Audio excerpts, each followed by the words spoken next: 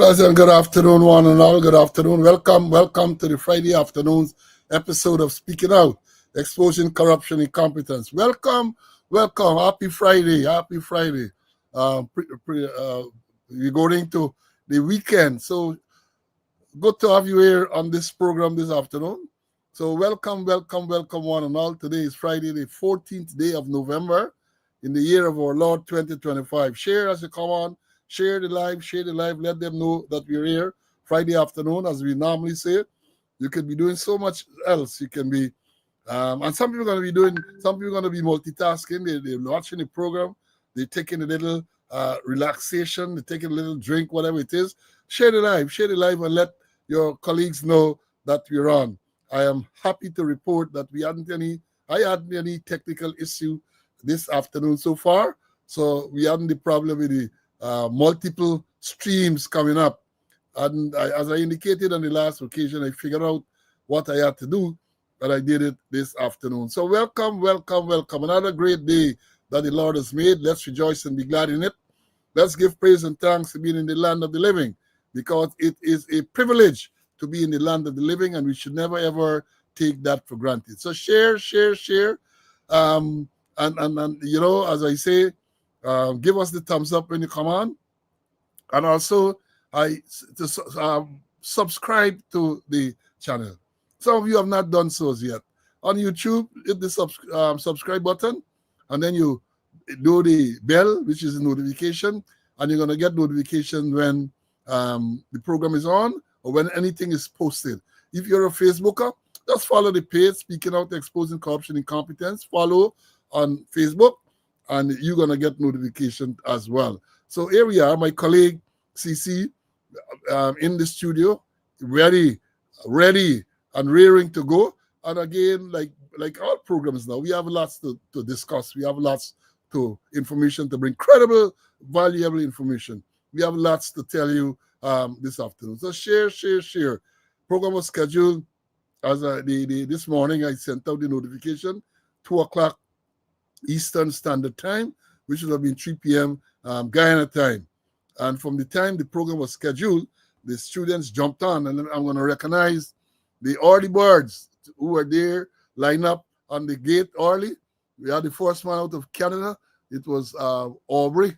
Then we had from the UK. The foreign students were here early this afternoon, Wayne. Then we have Sean. Well, Sean is upstate New York, so maybe there's a foreign land too. Then we have Felicia, Courtney, Gibbo is here. Then we have Mahadio, Fergus, Clifton, Pastor Smith is here as well early. And then we have Brennan. Brennan, you came in early by making at what? 1 minute after 2. Then we add Umo Puran from the Essequibo Coast. Then we have Evelyn, Joan from New Amsterdam, Brian, Vashti. Then it was Paulette, Patrick from the UK was here early as well. Earl, Pinky, they all came very early. And then when the doors were open a while ago, let me see how the students came in to the classroom. You know, particular man is always here very, very early into the classroom. Let me see what has happened on this occasion. This time around, it's Arthur, then it's Raquel, Joyce. Then after Joyce, it is Simone. Trifosa is here very early. Simone. And then we have Rosie Rose, always early. So true. Hector, Leroy, Amanda, Peach, and the list goes on and on and on. So welcome one and all. Again, I say share the live and give me the thumbs up. Wow, we're approaching 700. Only 23 thumbs up. Give me the thumbs up. And we're going to, again, as this the format now, we're going to give you the sad announcements, and then we're going to move on to the more pleasant ones, and we're going to go straight into the meat of the program. Well, let me see. A reminder, today is 611 days since Sergeant Alex Vaughn was shot and killed. He was shot and killed on the 12th of March, 2024, and today is 611 days since. And you can't hear anything apart from the initial report. We can't hear anything more. The last evening, I was there when I got the sad news, very, very sad news of the passing of one who might consider a friend. Retired Lieutenant Colonel Claude Fraser passed away yesterday. Fraser was, Fraser was anywhere where Fraser was, he would light up the place. And we had that in common. The two of us will light up the place with tantalize and all this type of thing. Fraser. Yeah, he was ill and then he passed away yesterday. Real soldier, well trained, well respected, a real officer and a gentleman. That was Claude Fraser, who passed away yesterday. And condolences to his brothers. I remember his Claudius, his brother used to be a police officer, and then he had a younger brother, used to be at the TSU as well. So, and I guess he has other family members and so on. So, condolences to the brothers, the relatives, other siblings, all of that. And we're gonna tell you something more about, cause you don't done fatal accidents. I'm talking about fatal accidents. We're gonna come back to that. Between Wednesday, when we signed off, and this afternoon, there are three more persons died on the roads in Ghana. 3 more persons died. And we're going to talk about it a little bit more in a while. But 3 more persons. Again, condolences to the relatives of those persons. And one of the sad things, 2 of them, one is 17 years old, I think the other is 22, right? That is where you have the young people are dying on the roads and the authorities are doing precious little, right? Now, let me move to the more pleasant ones. Pleasant announcement, birthdays. Today is the birth anniversary of retired woman detective Inspector Lillian Scotland. Lillian is observing her natal day today. Then we have also Roger Martin. Roger used to be at the communications branch there. His father was once a communication officer and used to be there. He is observing a natal day today. Also, we have a former member, Corinne Tim. I think Corinne years ago she should be at Impact, and then she migrated to Barbados, right? And then old police, Charles Evans. Charlie used to be years ago at traffic. That might Charlie move on, I guess, since in the 80s, late 70s, 80s, he moved on. If my memory serves me correct, I know he was 80, might have been 36 or something like that. Charles Evans. He was the brother for the TSU guys who were on the live here. He was the brother of Cross-Eye, 1939 Evans, right? That was Cross-Eye's elder brother. So happy birthday to those. And then we have, we did tell you birthday greetings advance we had given for Curtis Court, Althea Barnwell, retired woman superintendent, Henry Caesar, my squad mate, Patrick Canterbury, and one that we missed. Mr. Conway had to remind me, we missed one, not a member of the force, but she was the mother of some members. Miss Ruby Mingo recently celebrated 106 West Coast Board Beastman. So we missed that earlier. So I said we got to announce it today. And then in terms of advanced birthday greetings, are going out to one, Senior Superintendent Jermaine Johnson, the force tech man, the man who is in charge of the IT unit. Jermaine is going to be celebrating shortly. Also celebrating tomorrow, I think, is Sergeant Dion Bascom. Bascom, the man who blew the whistle on the corruption at the CID there. And then what they did, they came after him viciously, cybercrime charge, and they do all kind of things, right? So Bascom is still up, he's still in the land of the living. You have to give praise and thanks. And he celebrates a natal day tomorrow. So Joseph Jack, I'm not sure if Jack is still in the work or if he is retired, but Jack used to be a traffic man there. He celebrates, I think tomorrow or the next day. I think it's tomorrow. I'm not sure. And then a countryman of mine, who I'm sure he told me that he listens, not necessarily all live, but he will go back on YouTube. Euclid Mitchell, Scarly Franco. Euclid Mitchell will be celebrating shortly as well. And before I move on and invite CC in, I want to shout out a special shout out to our followers, the students from St. Vincent and the Grenadines, Tyson and others. You know, I learned that we have a group, there is a group in St. Vincent and the Grenadines who don't ever miss the program. Where I understand, like this afternoon, Friday, the boys will be there taking a little drink, and they are going to be listening to the program. So the thing is spreading. The thing is spreading. So shout out to those guys in St. Vincent and the Grenadines. They're Guyanese, most of them are, I understand. There are a few non-Guyanese, but most of them are Guyanese. And we want to say thank you much. And you too should share, you too should follow the channel, and we are going to continue to come and to bring you credible, valuable information. Now let me bring in CC for his welcome, and then we're gonna move on. CC, welcome, my brother. Welcome. Happy Friday. Thank you very much. Happy to be in the land of the living to do God's work. You shocked me last night when you told me about the death of Claude Fraser, my good friend. He used to call me countryman, and he used to call him phrase. I remember we get to be strong 1999 when they had trade winds. You know, that exercise with the U.S. troops and the Caribbean people. And I was selected. I was second in charge of operations, and I was selected to be part of that training. And as part of the training, my partner there was Claude Fraser. And we were there to, remember, they had them training in the savannas and other places. And we were there at Timeri designing program to exercise them, designing scenarios and to exercise them to see how well they have adapted to the training.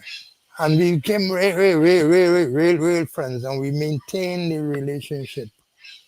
Sad that he has gone his way. To the members of the bereaved family, my deepest sympathy.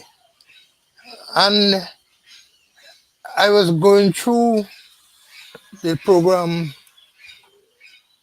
we had on Wednesday and looking at the comments. And popped up was a name when we were dealing with English. HMS Wharton. HMS Wharton. And it's Henry Milton Shakespeare Wharton. A guy who in his 80s, I used to get to teach English to the police, the senior officers, the members of the CID, and a whole set of other people.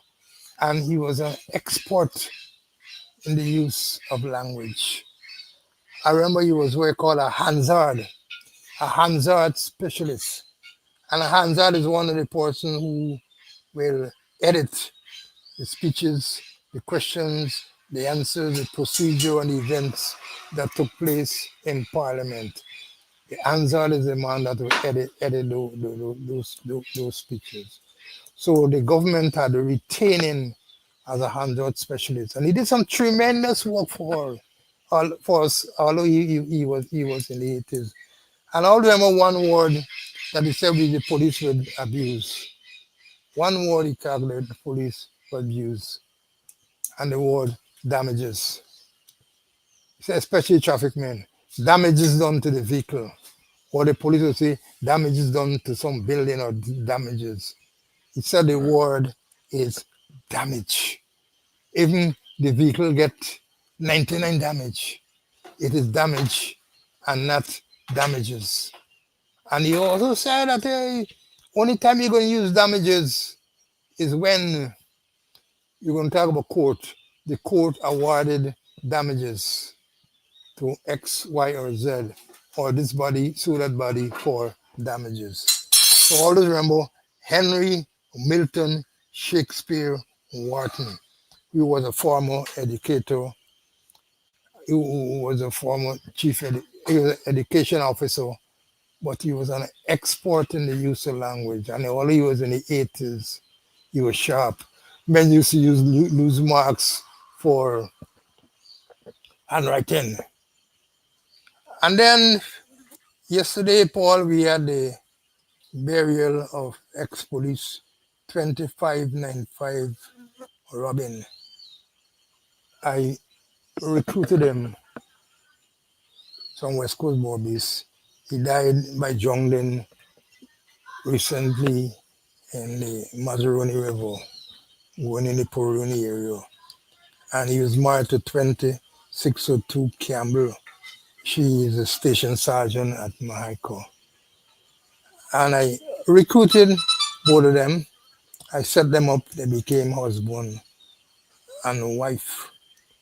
And he subsequently, and let me talk a bit, he subsequently left the job and he used to do a little business at number 30 West Coast Bobbies. He used to, nighttime, jump on his motorcycle and ride back to Myconi to spend the time with his wife, Baby. And a day I asked him, I said, my wife, every night you ride into Myconi from number 30 West Coast Bobbies. He said, boy, when I go home, I get a bag of sugar. There's a bag of sugar down there that I dealing with. I subsequently became the security consultant for Troy Resources Guyana Inc., a large-scale mining company, Australian mining company. And I recruited him as part of my security detail. And whilst interviewing him, I said, well, boy, you say you used to travel every night because you get a bag of sugar. No, I want to send you in the bush, but you have to spend 2 weeks in there. 2 weeks in there, and then you work for 2 weeks and come out for 1 week. He said, sir, I said, what's going to happen to the bag of sugar? He said, sir, it's no longer a bag of sugar, It's a factory. We're producing, we're doing better than Gaisuku, and I own it, and they'll always be there for me. So I recruited him. But he died tragically, and they had a funeral yesterday. I wanted to go to the funeral, but I had a stopper because my God sent service provider. I told her that I was going to the funeral, and she said, hey, you ain't fully recovered yet. And you're not going to any dead house. And you're not getting in any, to you're not going to any burial ground. You're not going anywhere because you are not fully recovered. And to say, and furthermore, sometimes we train the people and we know we train them. And furthermore, you under house arrest for today. So I didn't go. But understand he was well represented by Tri Resources, those former employees there. And what I'm happy about too is that his wife Campbell, she is a station sergeant at Michael. And I've been to numerous funerals over the past month, police who died. And we hardly had any representation. The last one I went to was Assistant Commissioner Bassant. And about 8 minutes before the end of the funeral, a deputy superintendent, an inspector, a sergeant, a corporal, and 2 constables torn up in uniform. That was the representation. But this one, I understand, quite a number of police in uniform were there to pay tribute to him and to sympathize with the serving member of the force. So I understand my people turn up in large numbers, and Ingrid was in there, the queen of the pack was in there, and they were well represented. And I hope that the police will continue, that whenever a member of the force die, they would be, former member of the force die, that they will be well represented at the funeral. Send a set of people here to sympathize with them. Your time is going to come. Death is a must.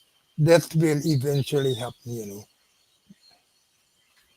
Yeah, thank you for that. Thank you for that. Let me address I see someone said here, asked if Tyson was a TSU. Not that possible, because the Tyson that I referred to in St. Vincent and the Grenadines is from the Pomeroon. And so you would not have been the person you're referring to. And somebody on the live say that I should recognize them from Montserrat as well. Montserrat. I know some people can really be unreasonable. I see someone here by the name of Desmond. We want us to wish his aunt happy birthday. The man posts about 40, 50 messages. You just keep posting messages. Look at the thing you're gonna see there, student. Look at it. I mean, what 40, 50, he just keep posting about his aunt's birthday. He hasn't even identified himself properly. So how we gonna know, or how your aunt gonna know who you be? So I'm gonna just ignore that. There's been unreasonable. Being unreasonable. You alone just keep posting and posting and posting. Yeah, look at it there for yourself, student, and see what I am talking about. Now, quickly, before I promise that we're going to go back and discuss the accidents. But before we do that, let me remind you, we have Hurricane Melissa relief for our brothers and sisters in Jamaica. Don't forget to make your contribution. We have daylight saving time still, because some people are still caught. Daylight saving time, where the time in New York, Eastern Standard Time, is 1 hour behind Guyana time, and we operate this program on New York Eastern Standard Time. So when we schedule at 2 in New York, it's going to be 3 in Guyana, 3 o'clock Guyana. When we start at 4 in the afternoon, Friday is going to be 5 in Guyana. So don't forget that, and also don't forget that this month, November. We are almost halfway through the month already. It's Diabetes Awareness Month, and you are urged to make sure that you go and get your check. As I've said before, this is one sweetness. This is one time you don't want people to tell you that you're sweet, right? When it comes to diabetes. Now, let me go back to these deaths that I talked about. 3 fatalities. 3 fatalities over the past 36 hours or so. One of them, there's this reporter, 17-year-old. This caught my attention yesterday. I think he was involved in the accident since the 9th, but he died. 17-year-old. They claim that he worked construction or done with his father. The sister tells a very sad story. He went home and decided that he going out. He going, according to what they're saying, that he going and rent a car to go and sport or whatever. And she said, but how you renting car? You don't have a driver's license. And notwithstanding that, he went ahead. They claim that he rented some motor vehicle. Then they claim that he picked up some 15-year-old friend who's a schoolboy. And then I think it happened at Bath Settlement there. Driving, lost control, crashed into some vehicle, let's say parked on the road, something parked on the road, then crashed into some other thing, crashed in. He died. He is dead. 17 years old. He is dead. And his friend who was there with him, 15 years old, they say is in a critical condition. Then it is reported, I think is last night, some man at Islington, which is West Bank, Borbies, Parpet accident, dead. And then I saw yesterday what I consider one of the most gruesome accidents. Lama Street and Virginia Road. I won't show it. I can't show it. Right? It's too gruesome. The dead man, dismembered. His heart is out on the road, beaten. Out of the body on the road, beaten. I saw that thing. I said, my Lord, what a horrific way to have died. This morning, the police are reporting that he was a cyclist, and he came involved with a truck. And the truck, whatever happened, because the police are not clear what actually transpired. And then up to yesterday, up to all this morning, we said he was yet to be identified. I understand now he's identified as a 69-year-old person from Campbellville or something like that. It continues, the madness continues on the road. And what is the response of the administration? Well, there's no proper response. There is no proper response. In terms of truck, I saw they have a thing now where they're going to introduce what they call to be fitted with speed control devices. Another piecemeal effort. So what they're gonna do? They have a big meeting. They're summoning to all the truck drivers and owners, where they're gonna implement speed control devices, what we should call governor. So in other words, once it is implemented, then the vehicle can go above a certain speed. But let me tell you this, folks. I'm sure you students will know. Let me say this to the police, because based on that statement, apparently they don't understand. You don't have to drive that fast to drive dangerous, you know. I always remember being taught that in training school, right? Dangerous, fast driving does not equate to dangerous driving, right? You can be driving well within the speed limit and still making dangerous maneuvers. I was told when I did traffic as a recruit that you can be charged with dangerous driving even if you're reversing at a reasonable speed. Yeah, Islington Eastbank Borbis. Now I might have misspoken. Islington Eastbank Borbis is where the thing there. So again, I am saying this to emphasize the fact that there's a lot of piecemeal measures. There's a statement attributed to the traffic chief where he said that people tell you they don't know how to use roundabout. Something to the effect. Saying they got to do something, people got to learn to use roundabout. If they don't know how to use the roundabout, it's whose fault it is. Whose fault it is? Since when the first major roundabout in recent times was established, that at Kitty, I had spoken to the guy there with the coalition, Imran Khan, the late Imran. I said, look, you're putting in roundabout, and people in Guyana don't know about roundabout. And furthermore, roundabout requires a disciplined driving public.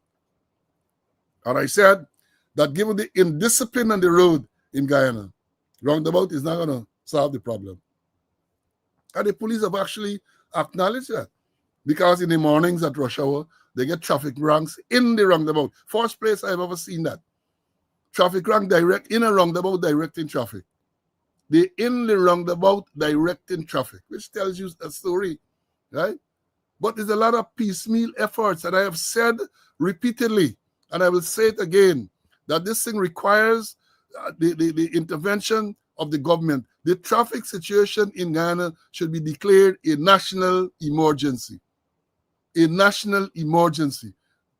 Almost 2 years now, in his New Year message to 2024, President said that very shortly, but he didn't say very soon, he said very short he's going to call some discussions with people to discuss the issues. We're still waiting.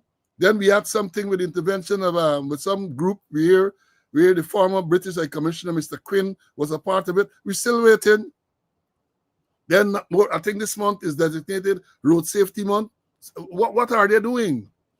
I saw again today, they talking to some people, and then at the roadside or somewhere, then they published big lectures. Police traffic department conducted lectures. 6 or 7 men standing at the roadside and some traffic rank talking to them. That is the lectures that they're talking about. That is the lectures that they're talking about. These people are clueless. I said before that one of the things that they need to do is to establish a Department of Transportation, DOT, right? And under that body, you're going to deal with a lot of issues relating to the traffic. Engineering, you're going to deal with acquisition of driver's license, you're going to deal with the certificate of fitness, all of those things they're going to look at. Because when there is an accident, a fatal accident in particular, the police investigate to see how the accident caused in terms of how the collision occurred. But they don't go beyond that. They don't check to see if maybe the brakes might have been a problem, if the maintenance of the vehicle might have been a contributory factor. They don't check them things. They don't check. They will tell you that maybe the person is under the influence. But they don't go far enough. We have said, and I will say again, that they got to, when these things happen, check to see how the people get their license. When and how they get their license. And only to discover not so long ago, I was shocked when I read that the new Minister of Home Affairs stopped something where I think they were waiving the requirements for get a lorry license. In other words, if the law specified that you got to get a, well, they said experience, but getting a license for 2 years does not necessarily mean that you have 2 years experience. But I understand that the government decided to waive that requirement because they claim that there was a shortage of lorry or truck drivers. So there was no longer this need for them to wait for this legally stipulated period. And I'm sure that if you check the law, the minister had no such authority. The licensing authority had no such authority to waive that. But they said shoot and scoot Ben waived it. And the new ministers decided, well, look, we ain't waiving it any longer. That is what you're going, that's what you're going on in the place. That is what you have going on. Lawlessness. Lawlessness from the government and incompetence from them as well. Because by now, oh man, every week, almost every week we come here, we reported on people dying on the road. Every week. Now, so they get every program, they reporting that. And then when they come, they're going to give some cock figure. Right? Give some cock figure. And then they're making a distinction between fatal accidents and fatal incidents. So I have said that they must ask them how many people, all right, you're making a distinction between fatal accidents and fatal incidents. So I will then ask them how many people die on the road. Don't tell me what is accident. Don't tell me what is incident. I want to know how many persons died on the road. But I ain't going to tell you that. They're just cocking the figure and trying to fool people. But people know what's going on. It's madness. And I said this before I begin with economy. As I've said before, you're dealing with a lawless culture. It's not just a one-man driving. It's a culture of lawlessness. And I learned when I was at UG doing sociology, culture is not an easy thing to change. Right? So them piecemeal method cannot change culture. For this road using what's going on the road, I know it is not easy because one of the main elephants in the closet, the jaguar is corruption. They talk about increasing fines. It is not going to work, in my view, because the thing is stinking. Look, look, this statement that Mark Phillips made the other day, a couple of days ago, I think he was speaking at the rope, saying, I am not going to do nothing. Why? Because it's part of the culture where when the policemen on the road do their work, somebody pick up the phone and call some government minister, call some senior officer, and then that's it. And not only that, many times the rank who is doing his job is made to suffer, transfer, charge sheet, all sort of thing, because there is what I call the shift in focus. And I always caution my policemen about that. Shift in focus, meaning you stop a man because he broke the law, right? He did break the law, but then if you are not polite and if you're not professional, then the complaint is made not about the law that was broken, but the manner in which this person was spoken to. So that becomes the focus now. Oh, the policeman talked to me rough. The policeman cussed me. So that is why we say you have got to address all of these things. And people used to tell you when you go to England and the police stop you on the road, forget your ticket or anything. They're so-called, good afternoon, sir. How are you this afternoon, sir? On a ticket you get it, you know. Taken very courteous. That is what perhaps is not a part of our culture in Ghana, but that is what we have to look at. Let me bring in CC to talk about this one. CC, go ahead. We said over and over again that this traffic situation is not a one-shot solution. It is not a silver bullet. That you have to get a holistic approach. And this nonsense, what they're saying, they use what we call a governor to reduce speeding by the trucks. Did they do any kind of proper disaggregation in terms of the accidents involving the trucks to see whether speeding was the major thing? Did they do that? And as you mentioned, partner, because you speeding mean that you are dangerous. And then you look at it, you know, that I see they park up some men by the roadside in the hot sun and get some police and they lecturing to them. Perhaps person don't understand the nature of learning, how adults learn. You get me in the Sunday and you're talking to me, you think any you think I mean concentrating on no? You think you're gonna get through, sir? We have to do things in a proper way. Pull them by the roadside there and talk to them. And we're done. You're back to square one. It needs a holistic approach. Truck drivers, did they find out how they get a driver license? How they obtain the driver license? Pull them in and you talk to them. Look, you must drive properly on the road. Total nonsense. Do thing in a structured way. Do thing in a structured. And I was saying that this traffic situation, that you have to make sure that you have proper information to deal with it. It got to be data driven. You have to get proper data to deal with it. And you're talking about the jaguar in the room. You're not dealing with the corruption. I can't remember ever hearing the traffic chief talk about corruption. And I can't remember hearing the new minister talking about corruption in the traffic department. And it's there. I'm saying over and over again how people are getting their driver's license. I'm still critical that they give away Zaro, the sole authority to deal with loaner driver package. And whatever Zara give them is that.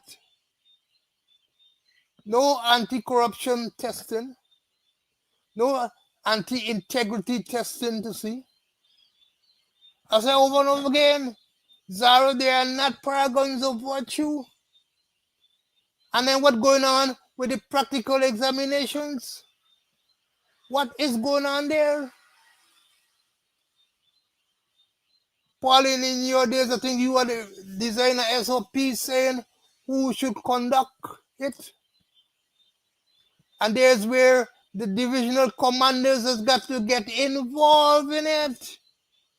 Divisional commanders got to get involved in it and don't let it wholly and solely to the traffic people. People are getting their license too easily. They can't drive. They never go being a steering and they get the driver license. Check and see how many practical they do in testing. And go to GRA and see the place full up with people with confidence. Something is wrong somewhere. People getting the certificate of confidence too easily. They're buying it. They're buying it. And I always remember Rohan Singh in charge of audit department. And he checked and he said 1,151 get a driver license illegally. And he said they are potential killers. For me, they have no graduated to real killers. And they be many and the situation is continuing all the time. How people getting their driver's license. Right. Well, let me say this. They're talking about the truck. They're going to adjust trucks. They're going to put speed control devices. But I've said, and I'm saying this without any fear of contradiction, all categories of road users have to be addressed. All. Whether you're a truck driver, whether you are a car driver, a private car driver, a minibus driver, a motorcyclist, a pedocyclist, a pedestrian, an animal cart operator. All categories you have to address if you want to make any significant inroad into what you try. All categories because people in Guyana generally don't know to use the road. And when we talk about indiscipline, remember, the indiscipline is not only in the manner in which they use the road, but all aspect of our life in the country. You see indiscipline from government right down. The indiscipline is there, right? So the situation, the road is just a reflection of what is going on in the wider society. Let them come and dispute that. Let them come and dispute that. But it's sad because, you come and you see these accidents, and when you talk about these fatalities on the road, many times the person is a breadwinner. Person is someone in the family who takes care. So it's not only that person, well, the person dies, but the whole family is made to suffer apart from the emotional suffering and so on. They suffer in other ways as well. And they didn't even talk, because what they're saying didn't make much sense, right? And the unprofessional approach is what is going to make this thing continue. Unprofessional approach. The Attorney General, as I said, came out some time ago. They run to Parliament. They amended the law and tell you about motor manslaughter. How many persons have been charged with motor manslaughter since then? We knew of one, and then that was changed. The charge was changed. We see in some places, Baltic in particular, when you follow the news, people are convicted for driving under the influence. Kudos to them. Right? We see on a few occasions now, the magistrates are they say banning people from driving. But the point is, all of these institutions, whether it's the judiciary, whether it's the Ministry of Education, whether it's work, engineering people, the police, this is not a police problem any longer. And that is one of the big mistakes they're making. They believe that enforcement alone will solve the problem. It is not going to solve the problem, enforcement alone. It is not going to solve the problem. This requires an holistic approach by all of those agencies and more.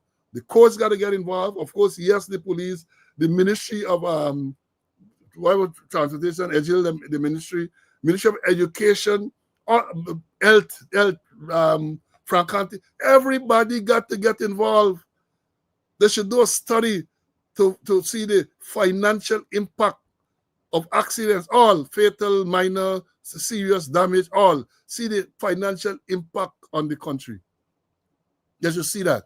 When I was the traffic chief some years ago, the government then, same PPP were in power, they brought in a man, Dr. Boudou, from somewhere in the US to study the traffic situation in Ghana to make recommendations. I remember he studied and he presented a paper, and he identified that stretch of road by Better Hope on the East Coast as the most dangerous stretch. And mitigation measures were put in place. Are they doing that now? You get a whole set of money now, or you just willy-nilly decide, well, governor on the trucks can solve the problem. Piecemeal. It's not going to work. It's not going to work. Let me be honest. And one of the problems you have, before we will move on, they're not listening to the message. They are concerned with the messengers, Slow and Conway. So because it's Slow and Conway, remember when I told them what should be done on the Linden-Suzik Highway to try to ease the thing? The traffic chief called and said, are we doing that already? There's no evidence this has been done. We're doing that already, and we have done all that we can do. That's what he said.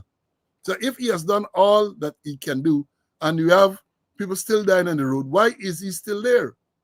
And the same thing applies to the extended squatter. Why is he still there? If they have done all they can do, why are they still in the position? Give somebody else a chance. Give somebody else a chance, right? Let me move on, though. Let me move on. I'll stick with the same traffic, but a different angle now. We told you about last week, Thursday. I don't know if they had a cuss out yesterday. But last Thursday, there was this dog whistle by the vice president, where he said, the commissioner personally responsible for the fact that the Asudin Mohammed drove an uninsured Lamborghini into the Arthur Convention Center during the opening of Parliament. He said so. That was on last Thursday. Friday, it is reported that they trailed a vehicle owned by the Mohammeds, driven by Asudin's wife, and then they pulled it in and they impounded it. I had my say on it. I said there's no legal authority for impounding a vehicle under those circumstances. And one man named Combadge, they come out and say I said a crap, right? But they haven't come with no law to tell me that I wrong, where they derive this authority to impound the vehicle under those circumstances. Now it can't come because there is none. There is none. Well, they told us that the wife of Azrin Mohammed was charged for court Wednesday. That is Wednesday gone. She went to court Wednesday. And then the Sheriff News Network published a social media post. I can tell you how unprofessional these police are and how these people operate. So Sheriff News Network published a post. Hear what it says. I'm going to read it for you. It says, one of Azrin Mohammed's wives fined $270,000 for multiple traffic offenses. Then they go on and say one of Azrin Mohammed's wife was fined a total of $270,000 after pleading guilty to several traffic offenses when she appeared before the magistrate's court on Wednesday, November 12, 2025. The defendant, Nadia Mohammed, 45, of Lot 275 Barrow Street, Republic Park, East Bank, Demerara, and driver of motor car PAB 4000, appeared before our worship at Court 7, where the charges were read to her. She pleaded guilty to all the offenses and was fined as follows. Listen to this carefully. She was fined as follows. Obscured identification mark, $150,000. Unlicensed motor vehicle, $15,000. Uninsured motor vehicle, $50,000. Prohibition on tint of tinted glass, $20,000. Uncertified motor vehicle, $35,000. She was ordered to pay the total fine of $270,000.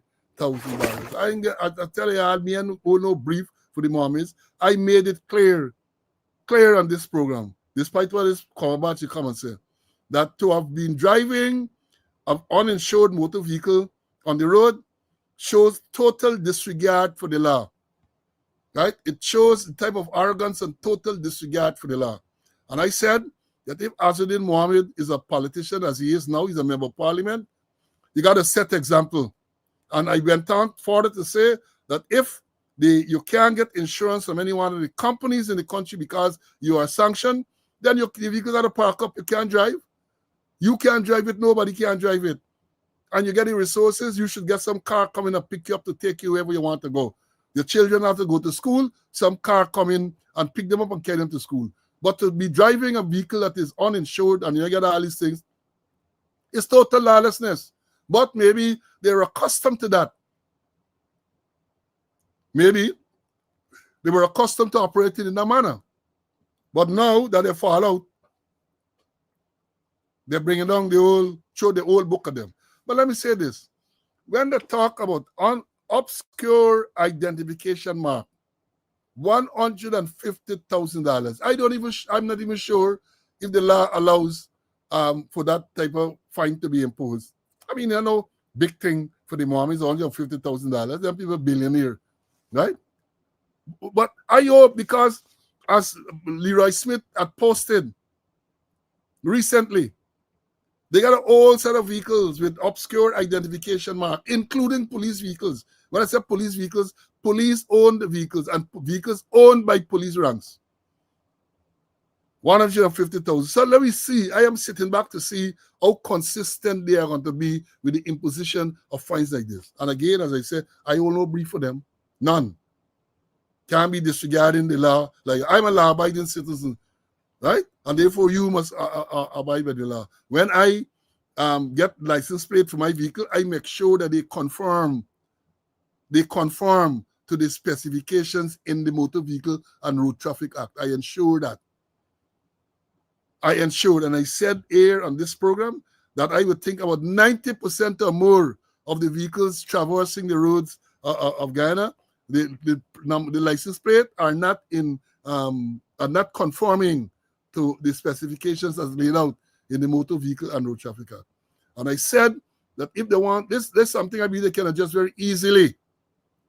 by making sure that this nonsense when you register a vehicle, they tell you what is the vehicle registration number, and you have to go and make a license plate. That could stop tomorrow. They can decide that GRA, when they issue your registration number, they give you the license plate. So there's some standardization in the license plate. They make sure that it is made in compliance with the law. That's easy to solve. You don't need to be a rocket scientist to deal with that. But what? You need to get little sense. Enough of them ain't got no sense. They get sense. CENTS. Nuff.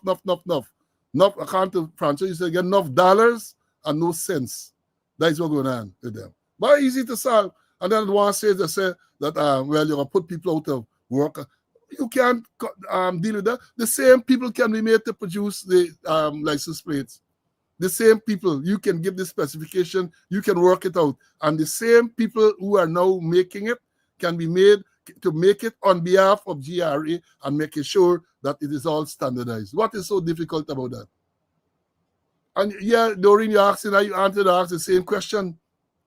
Because now that the Mohammed appeared in court on Wednesday, was fined, I suspect the fines would have been paid. Was the vehicle returned? Was the vehicle returned? And if it was returned, how was the vehicle removed from the compound? Right? You see, it's a whole set of incompetence we're talking about.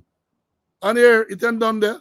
We talk about corruption. So when Sheriff News Network, and you know who is Sheriff News Network, yeah? It's a sheriff group of people. They're controlling everything now. Everything. They got hospital, they got security service, they got construction section, section 8, they deal in mortuary services, everything. They got nightclub, everything they're doing. And look what happened when that article that I just read was posted. This was also posted at the same time. And just in case y'all know what this is a photograph. The ID card is the ID card of the Mohammed's wife. And the document you see there is what we call the prisoner's charge sheet, a police document. And what you see, what happened there?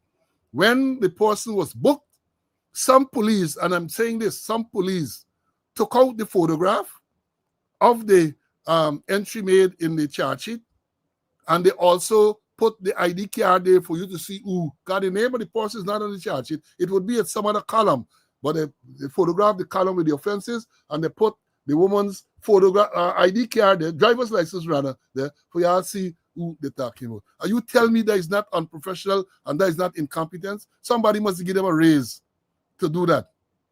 That is the type of unprofessional conduct you have, and that is why the minister must look into all of these things, because these things cause people to disrespect and lose confidence in the police force. Yeah, you got to charge, but how come you're taking out a picture of the charge sheet, the prisoner's charge sheet that found itself on Sheriff News Network to accompany this article with this woman being fined? Unprofessional conduct. And I say again, as somebody collect money, they take out the picture and they send it there. That is what you have. That is what you have. Let me bring in Mr. Conway. You see your comment on this whole thing, man. So true, you know.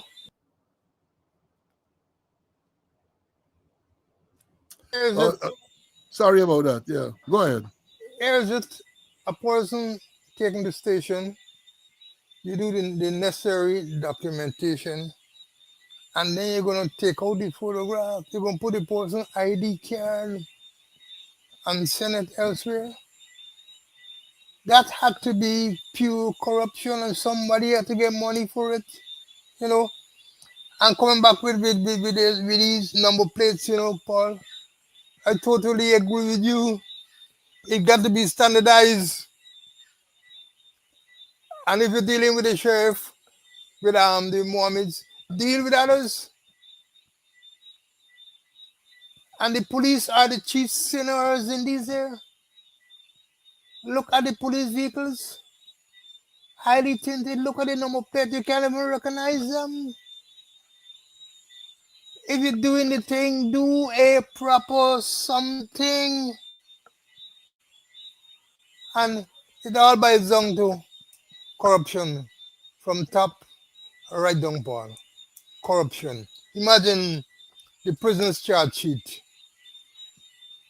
Take out photograph, put the lady ID card or driver license there, and you send it, you make it public.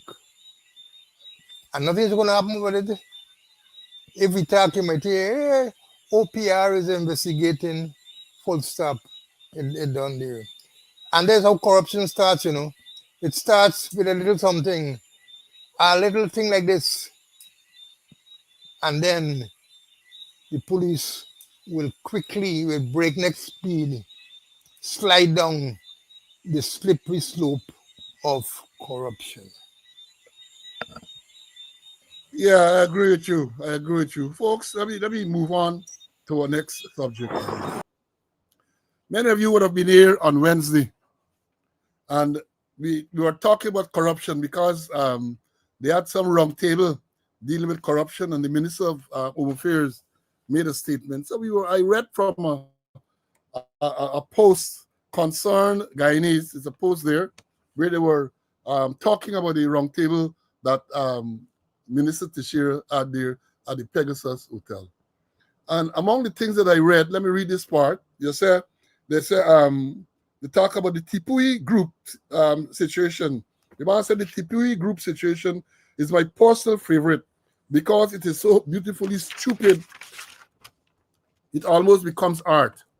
The Auditor General says that we're still trying to recover $121.7 million from a company that, 1, failed to meet tender requirements, 2, was behind schedule, 3, got paid a nice chunk of change up front anyway.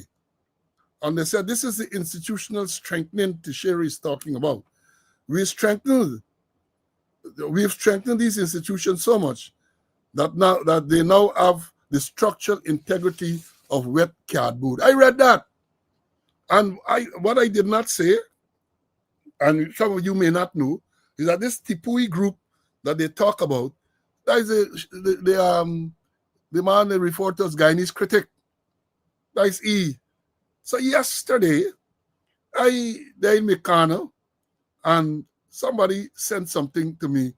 Well, once I see critic on certain things, I don't listen to them, right? I don't listen.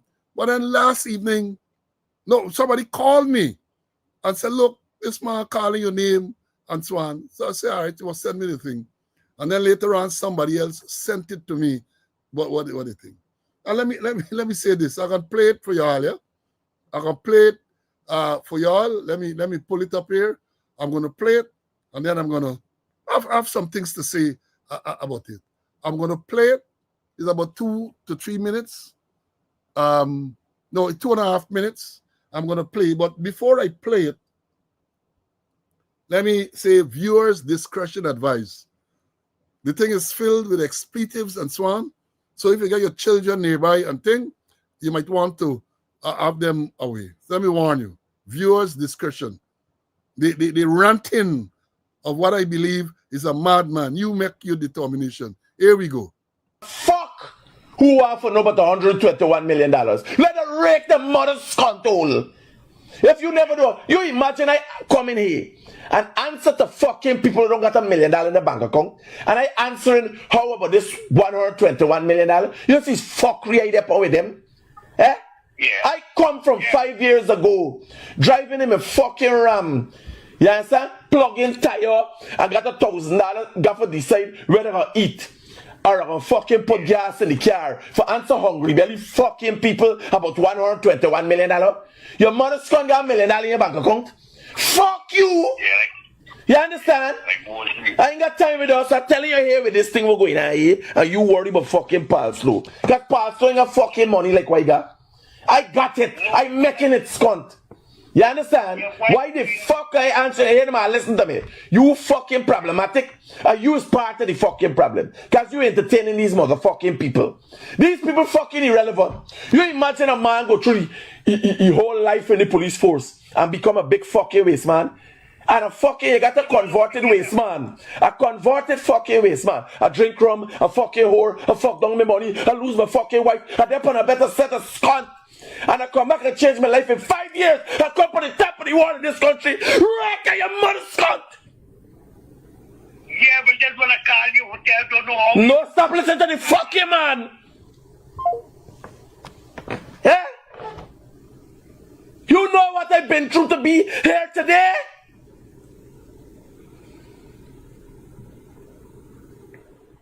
I ain't talking about the good and great fucking things we're doing behind the scene. I ain't talking about how much fucking time I gotta run for my money. Every day I gotta go buy housing now. Sit down like a fucking little boy outside the intercab office for get me money. I ain't talking about that. It is not easy. You see people smiling and they drive around in fucking Land Cruiser, them contractor. It is not easy. Sometimes you call and he answering his fucking phone. You say you want everything they say they want, I go in and get it. They want insurance, I run and go get it. They want it, I run and go and get it. It's not easy to make money. No, you have to order for yourself. Why not adjust it? Because nothing like critic can intimidate me, right? First of all, people talk about disrespectful and so on. I am bothered with calling me name and think I can adjust that, right? Some of them can respect their own mother and their father. How they going to respect people like me, a stranger? You get one of them kick his mother down the step, one of the sycophants, kick his mother down a step, right? The same one who they say is the product of an expired, traumatized sperm. Kick his mama down a step. This one, they were ranting. They're ranting and raving of a madman. Hear what they say. Remember the saying? Whom the gods wish to destroy, they first made mad. Or they first make mad. They say it's an old saying, which means that when a person is destined to be for ruin, they will first be driven to be irrational, ultimately leading to their downfall. The ranting of a madman. The rantings of a madman. But let me adjust it. He say, he say a lot of things. Let me tell you. Of course, he said he got. You tell him whoever call him, you listen to man who even get $1 million. I am not a millionaire. I am not a millionaire. Yeah, I am not a millionaire. And let me tell you the reason why I am not a millionaire. I make some notes, right? So in that sense, he right. I am no big rich man. So in that sense, he's correct, right? So as I say, I'm not financially rich, but during my 37 years of service and after, I never collected, that's why I'm rich. I never collected no bribe. I never sell gun license, right? I never collected money from businessmen for anniversaries, birthdays, and weddings, right? I don't own hotel, trucks, minibuses, and other corrupt assets, right? I was never involved in drug trafficking and financial crimes, right? I don't have drug traffickers' friend whose fancy car can drive to work and all of that. Yes, I'm poor. I'm a poor man. What I have, what all the money, all the thieving money that they get can buy is integrity. I say it myself. It's integrity, honesty, uprightness, probity, which as I said, probity, which is the quality of having strong moral principles, honesty and decency, rectitude, and those values I have, and I would not trade it for all the money in the world, right? Then they tell people being disrespectful. Yeah, I mind people being disrespectful. Because if you respect your mama and your papa, who am I for you to respect, right? And let me say this to critic. Let me address it directly. I am named Brian Max. I am named Brian Posad, right? Those are the others who you assault and all of that. I know, as Leroy Smith pointed out, I am a geriatric. By definition, once you pass 65, you're a geriatric. I am 70 plus. So I'm a geriatric. But let me say this. This is one geriatric you're going to rush up to. Let me understand it clearly. This is one geriatric.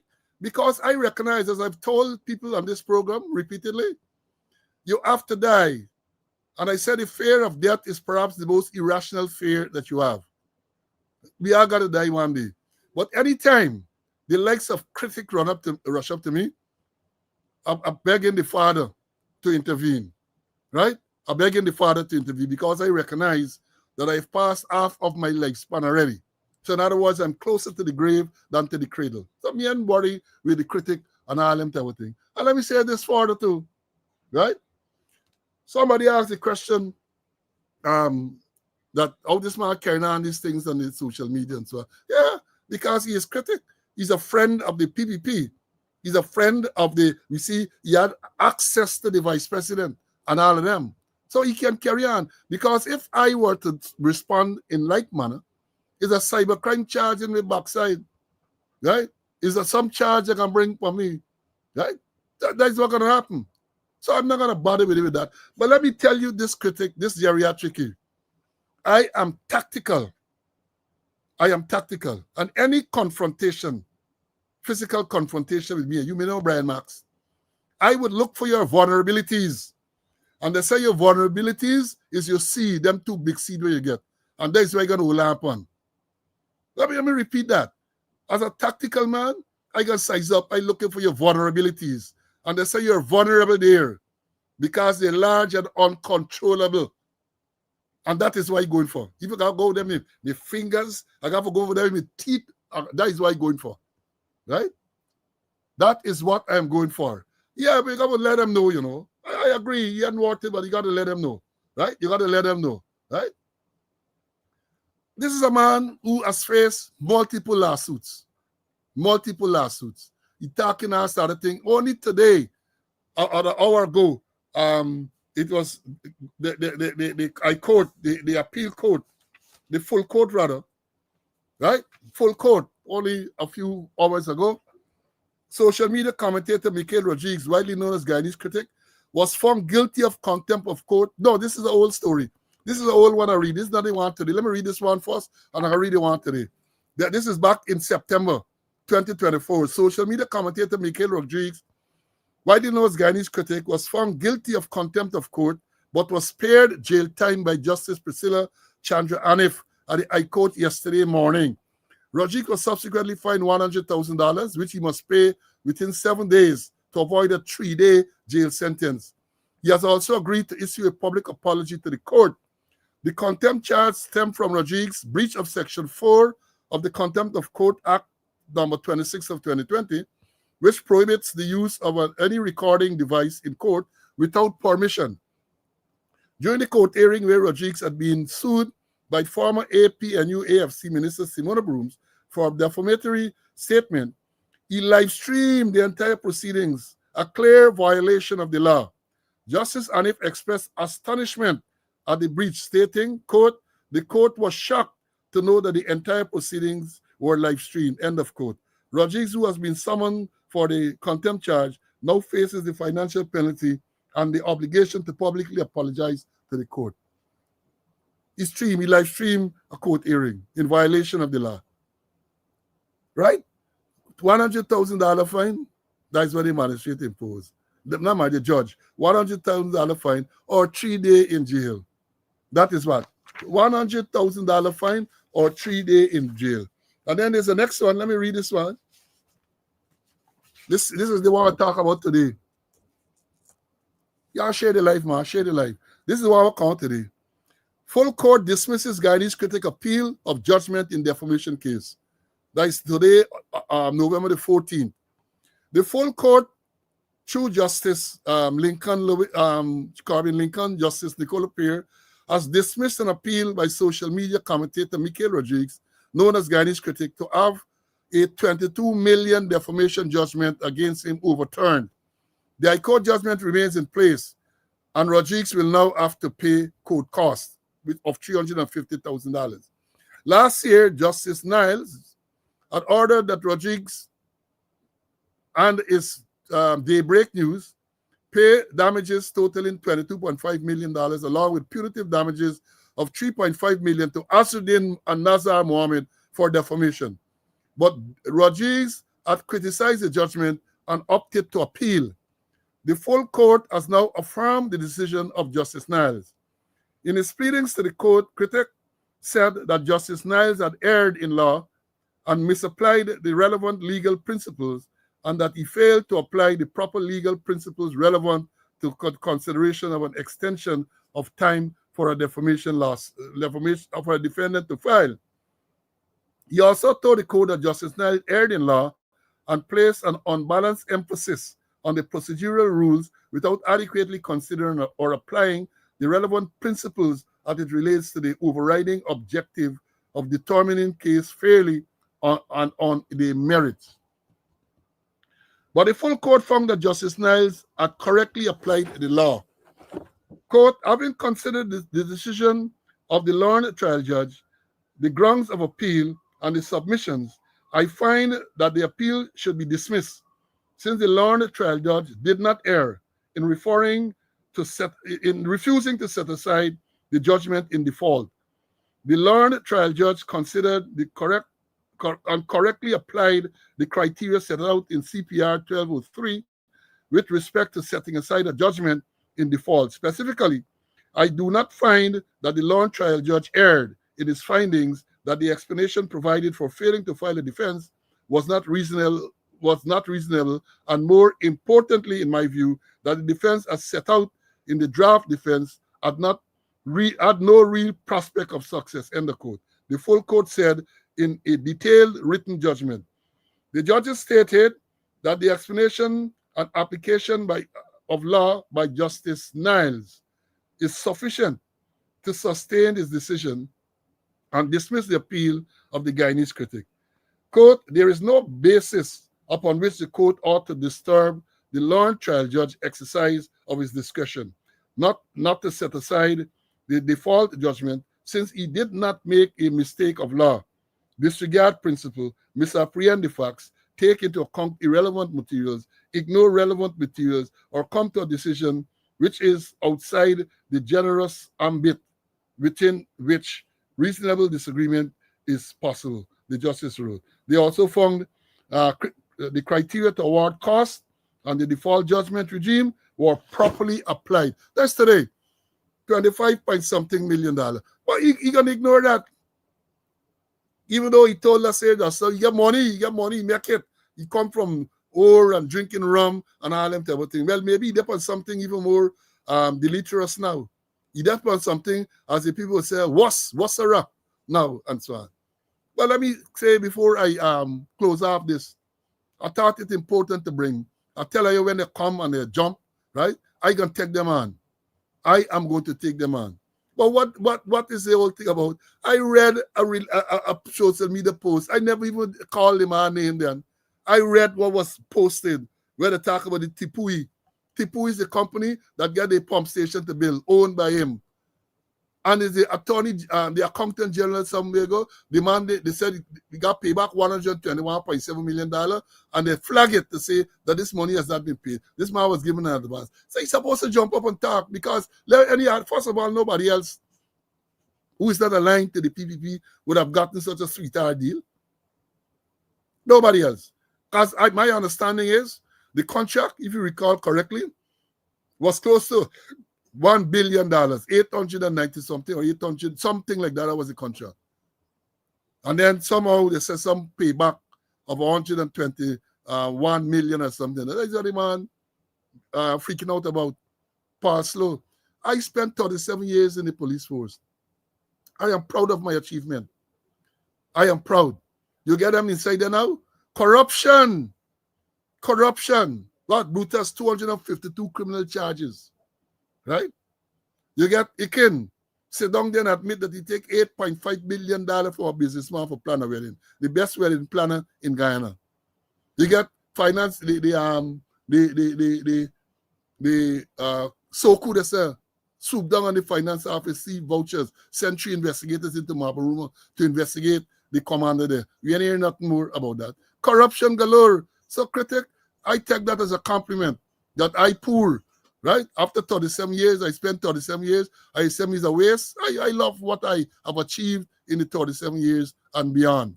I love what I've achieved. Right? So I'm nothing like you, corrupt and dishonest and crazy, right? Nothing like you can intimidate me. As I say, I'm a tactical man, tactical person, and I'm looking for vulnerabilities, and I see where your vulnerability there. I see where your vulnerability lie, your physical and other vulnerabilities. I see where it lie. A big, wasting, drunken man like you, because the government encourage you. The government get you, and you have access, unfettered access to senior people in the government, and therefore you believe that you can do whatever you want to do. You beat up by Brian Marks, Blackie out on live television. The police end up charging Brian Marks too. That little Indian boy, take Brian Passad, like you like the Bryans. Brian Passad, you remember in the disco? I remember he got to something there. He bloodied the little boy. Police charged the little boy too. Right? And that is what is going on. You have other cases, many other cases. But I there. Come for this geriatric. I'm going to see what's going to happen. Let me bring in CC. Let me bring in CC, man. CC, I'm sure you're going to want to say something. I want you to pick up fire rage. I want you to pick up fire rage, but I'm sure I must give you the opportunity to say something. Go ahead. You're capable of defending yourself tactically, strategically, and otherwise. And I want to pay too much attention to the rantings of a madman. But my only concern is that where is the ERC?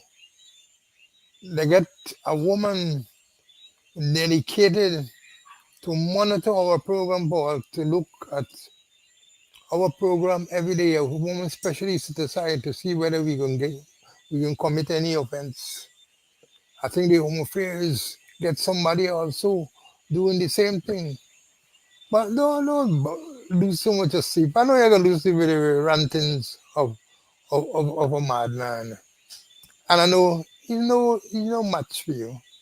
He no much for you. The only thing, the only thing that he might outshine you is that he must get more seed than you. That's the only thing I would say. Yeah, he's an agriculturist. He's selling seeds, agriculturist. But as the I think it's the older Muhammad said, ungrateful dog. That he did put in some adjectives. That's why ungrateful dog, right? That is what the thing. Well, now ungrateful to me because I never did any favor to him. But ungrateful dog, one dog. That is not a dog, a dog. DAAAG, ungrateful dog. Let me move on, right? Right? And them seeds when you get it is people that tell you back in the country, you're coming to me, if you get more seed than Balanje, come. Those were productive seeds that refer to seed that like Balanje. Not them blasted wind seed like you and one knows ever get. Right? So we understand it clearly. Let's understand it clearly. Now let me go on with some other matters. We learned some time ago, we understand that there was an investigation at Kovanjan Police Station on the east coast of Demerara, the divisional headquarters of Regional Division 4C, where they said several ranks. They sought some place, found a pistol, and they decided to negotiate some $300,000. We didn't hear nothing more about it. We raised it here several times because they claimed that the ranks were under close arrest, and OPR, the overburdened OPR, was investigating. But a board whisper that based on our continued highlighting of this matter, some actions are to be taken shortly. That's what the board said. Right? Because we raising it here. Corruption, the minister talked about corruption. I understand, CC, that a recent meaning within the past 36 hours or 24 hours, a certain officer, police officer, when I say officer, I talk about gazetted officer. I ain't talking about the civilian officer where if you're a constable, they refer to you as officer. A certain gazetted officer was sent to collect a $2 million bribe for firearm license. And then little did they know that the person to whom the demand was made had complained. and the people had set a trap. And this officer walked into the trap. He got the $2 million was given to him. I think he was sent to deliver some document. The $2 million was given to him, and he was promptly detained. I know if it's police or who detained. They're not telling you nothing about that. Some minister, when you talk about corruption and so on, you get your work cut out. That's as recent as yesterday. Senior people involved. Senior people involved. And you know, we had said the price, when we talk about the price of gun license, this seems to have been confirmation that the thing gone up. The thing was 1 million and then 1.5. $2 million demanded. 2 million. Michael demanded. And then I understand the person complained.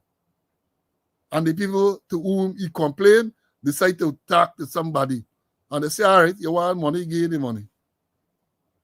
And he walk in, he collected $2 million and the Ulan money. But he went there on behalf of a senior man. That is what the allegation is. He went there on behalf of a senior. He was collecting on behalf of the senior man. But let me see what happened, because when my crystal ball tells me that in a matter like that, the senior man gonna duck out. Senior man gonna say, me? It's not me. Me didn't send it. He gonna dash the junior officer under the bus. But there is gonna be a paper trail. There is gonna be a paper trail. If any proper investigation is done, they're gonna see the paper trail. But awaiting for hear what's gonna happen.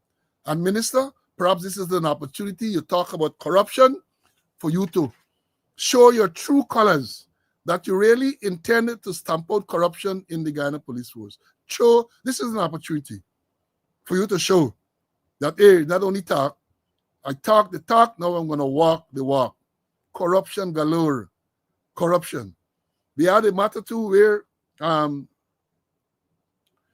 they told us, they told us that ranks were arrested for robbing a Chinese national who came out of the casino in Church Street and was confronted by some police ranks. We learned, following the investigation, well, they had said that an inspector and other ranks, including a sergeant, were under close arrest. We understand that the file went to the DPP. The DPP said, charge them with robbery under arms. I understand that until now the sergeant walk in the end up to the sergeant because the sergeant get connections. I ain't sure what happened to the inspector. But we have seen no release about that. That is what is going on. That is what is going on. And you're telling me that, oh, you're against corruption. You can't be against corruption when these matters come up. You try to sweep them under the carpet and you're not transparent. How are you going to fight corruption like that? Well, the minister got the wrong advisor. In name, what are you going to advise? To shoot and to scoot? That is what the Ben going to advise the new minister, shoot and scoot. But that's all part of the corrupt process. Remember, we told you corruption is not only taking money from people, but they get other forms of corruption, which I'll expand on a little. But let me bring in CC to comment on those couple matters that I CC? I said over and over again that there is a multi-million-dollar corruption in relation to the issue of firearm license. And that person who collected the 2 million, he been collecting before. This is not the first time he been collecting before. And if the minister really want to look at corruption, let me break down to the firearm license. Minister, check and see. And there are ways and means that you can check and see. And let me give you a background firearm license. Where reports from commander to commissioner, through affairs to the licensing board, minister, back to the commissioner whether approved or not. But they're beating the system. Few things going to the licensing board, the firearm board, for approval or say no just cause. And all because of what's happening at Shift Chanjo Park Drive, what happening in Young Street, what happening with a medical doctor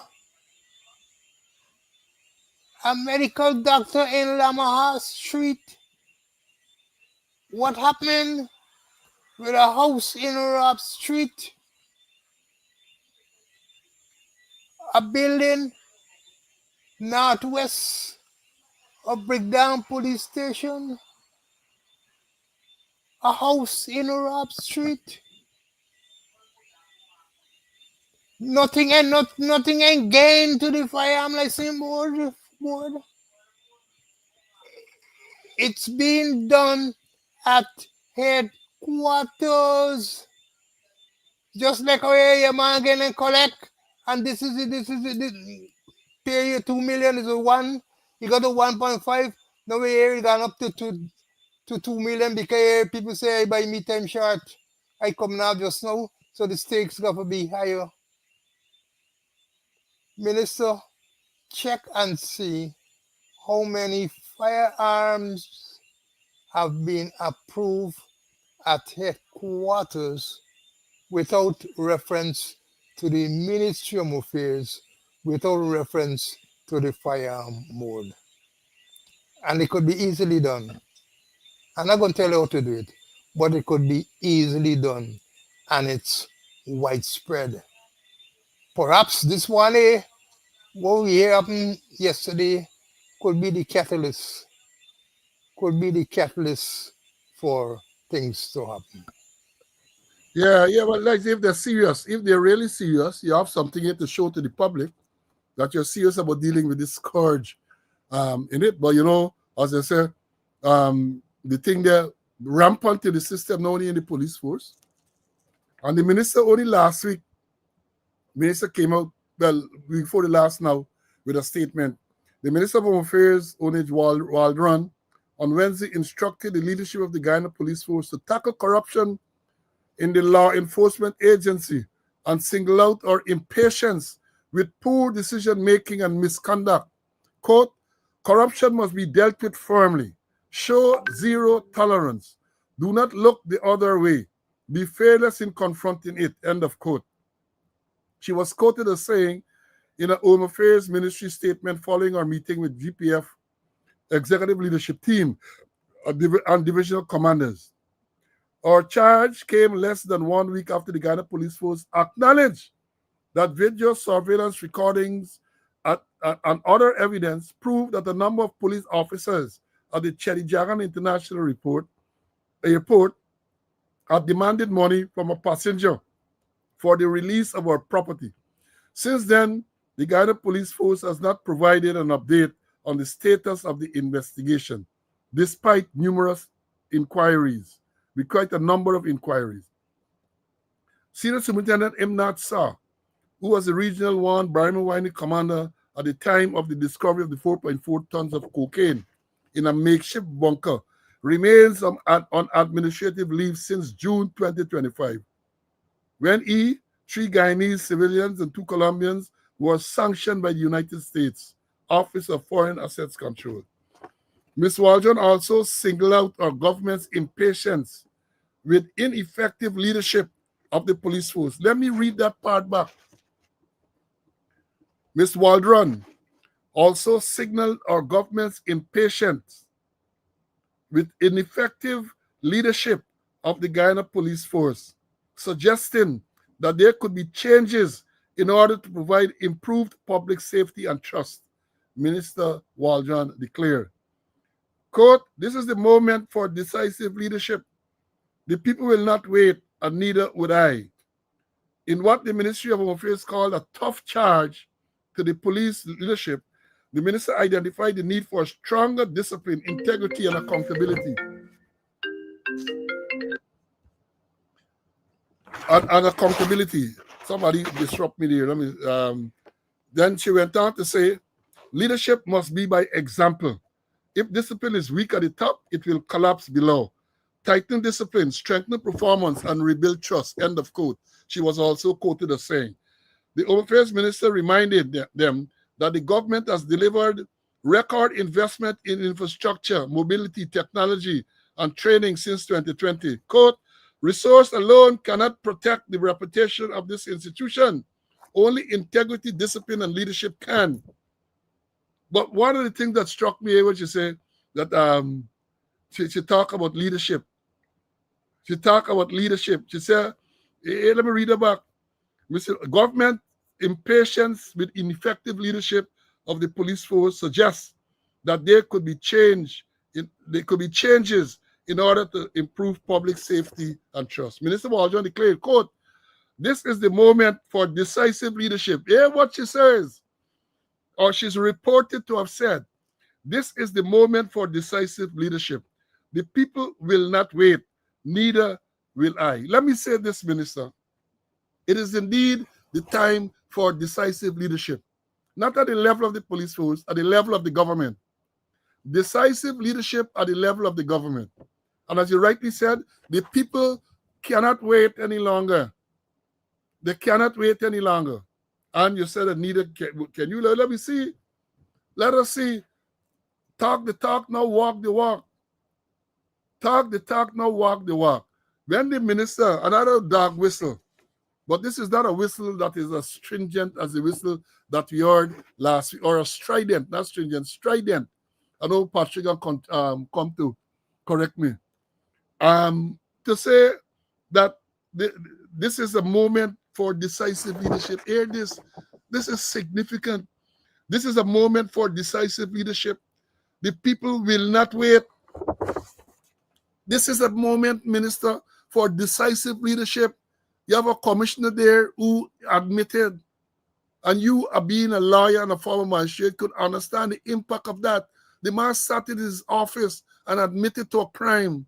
He collected $8.5 million from Amir Ahmad. He says so in a statement for planning Brutus' wedding. Misconduct in public office. And what did your government do? What did the government do? They promote him. They promote him. They rewarded him for that. And don't forget, let me remind you all this part.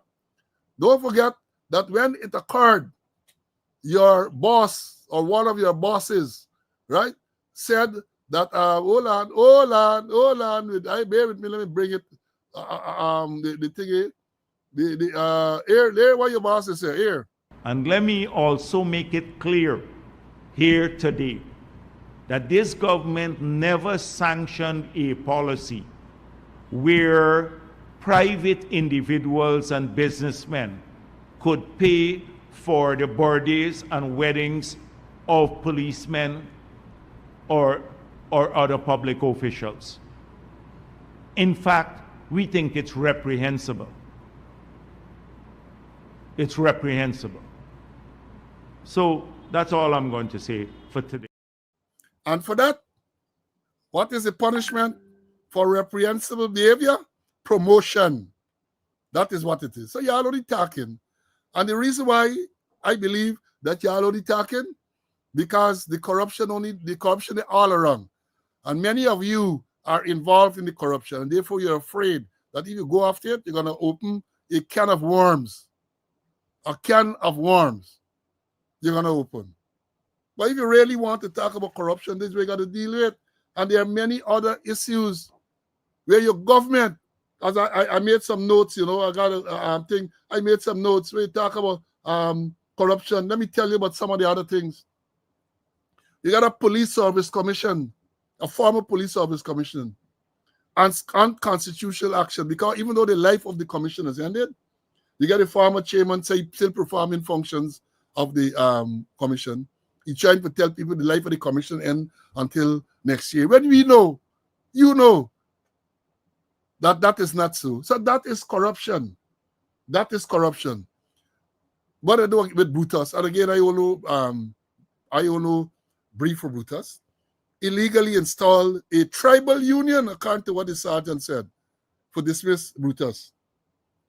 You get the appointments that were made when the president had that vision and went in late July, went to the police complex there, and then shortly after, people get promoted. People get promoted, and then the Police Service Commission, according to the police release, the Police Service Commission had made those promotions some time back. Whereas in February of this year, they announced, when they were still alive, they announced the promotions. But then in August, following the vision by the president, they're telling us that they had made it around that time, but they didn't release it. Corruption. And the sad thing about that is that gentleman, if you can call him that, he's supposed to be a bishop. He's a blasted chessboard bishop, because no real bishop can be that dishonest. And I say it, right? Because that is dishonesty, right? Only recently we understand the same non-existent Police Service Commission reinstated Mandel.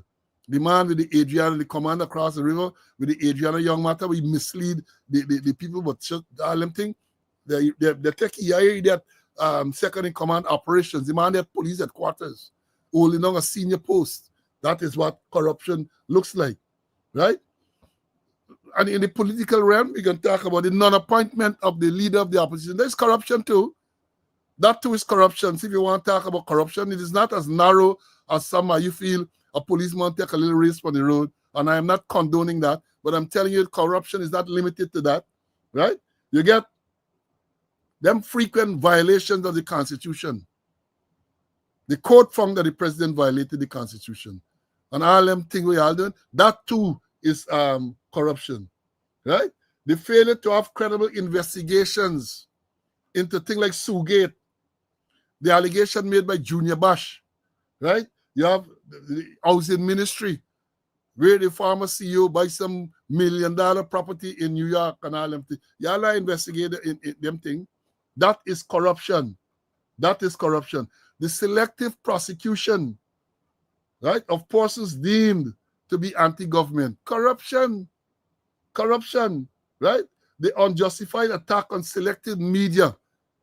Unjustified attack on selective media, including the withholding of advertisement money. That is corruption, Minister.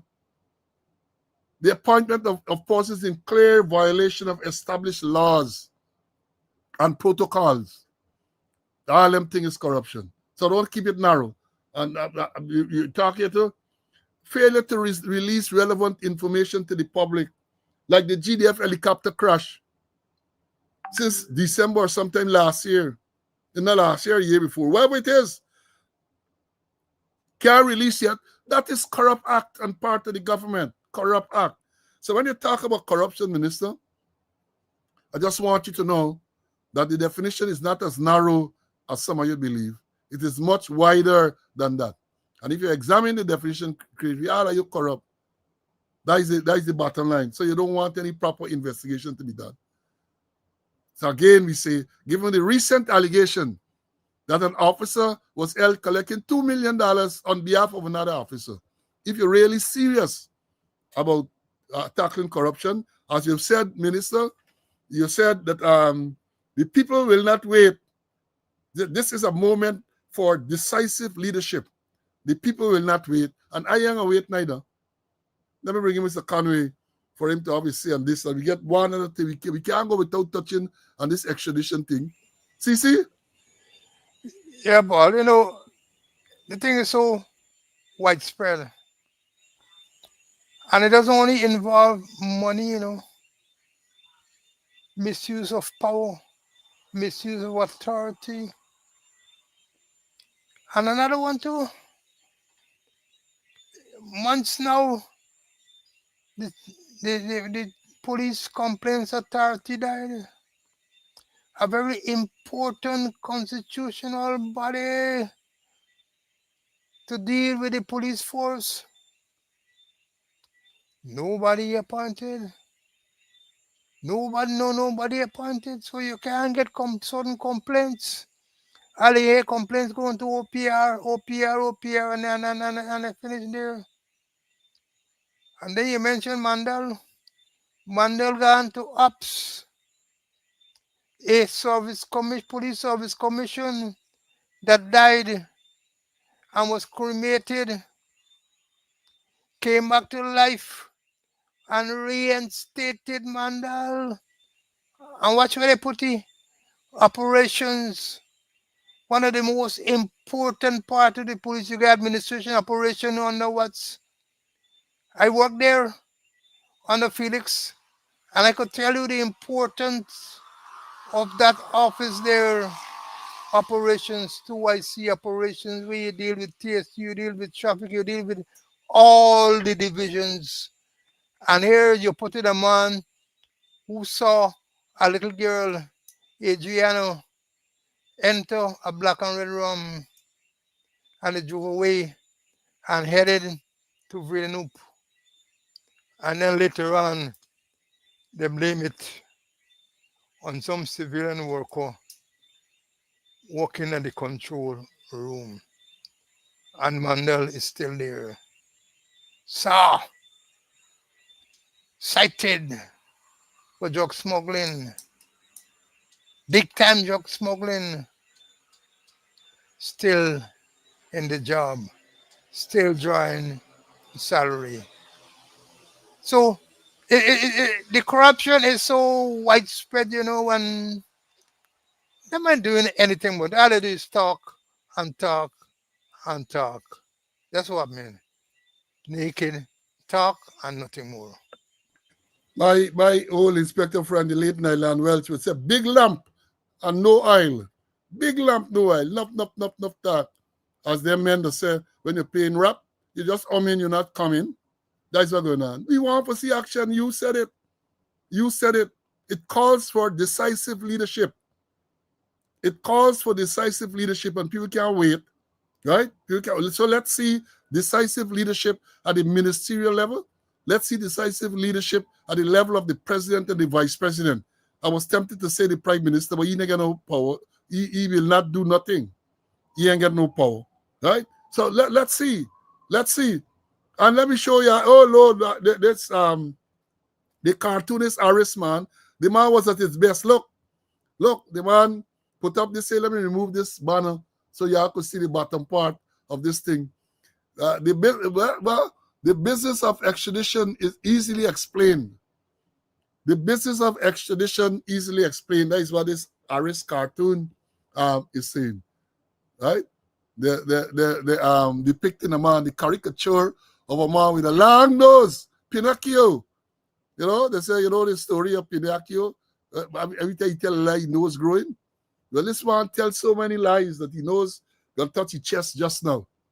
And let me play this here before we go and we talk about the Mohammed issue on the extradition. Let me play this short news clip, and then we're gonna deal with it after then. Listen to this carefully.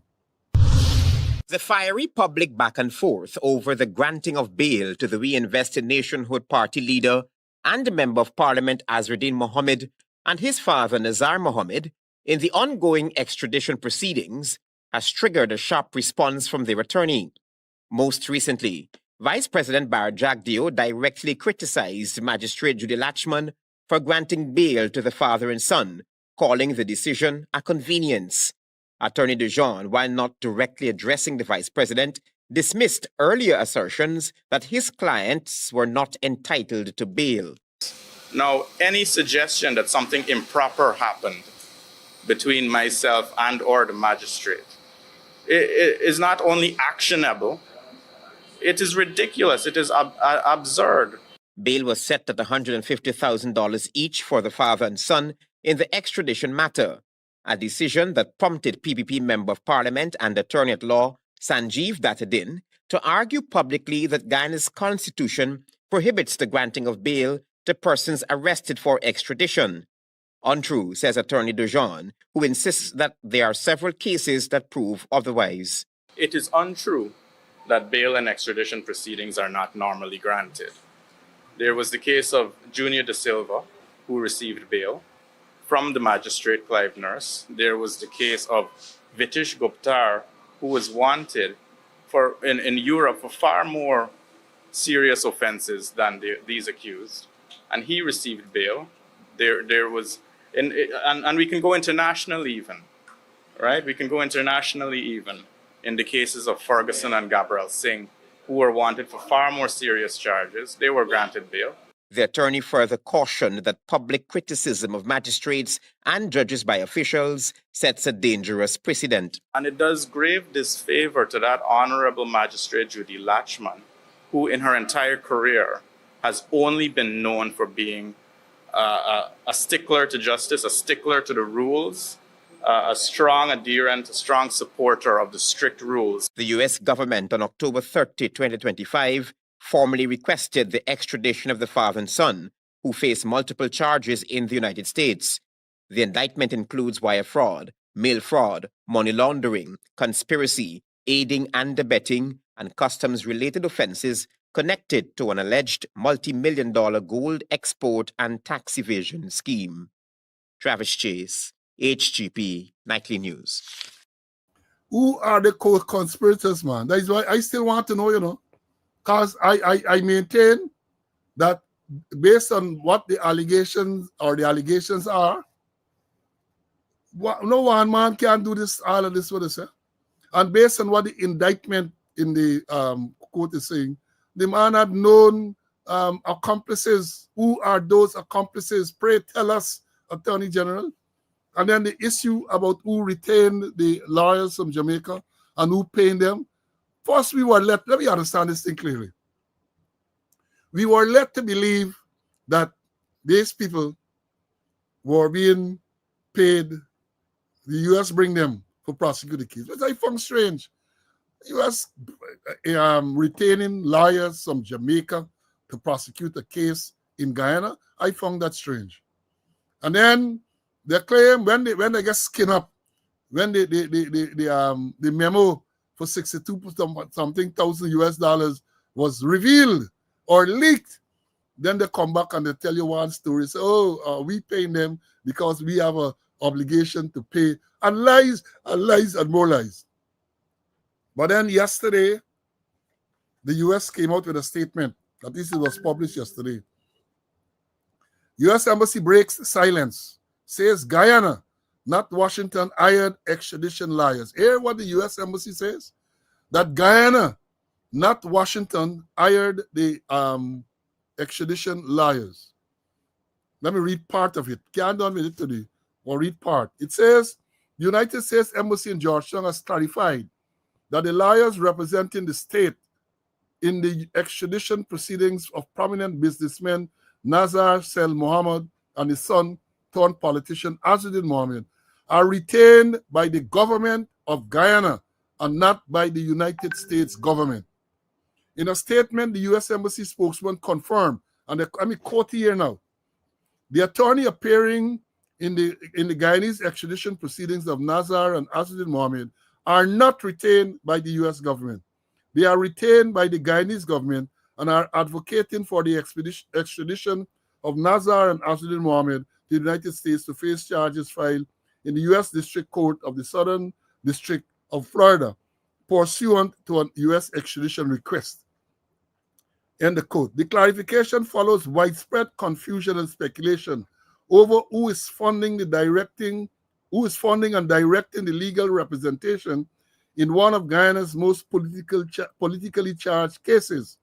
The Mohammeds are accused by the U.S. prosecutors of large-scale gold smuggling, money laundering, wire and mail fraud through the company Mohammed's Enterprise.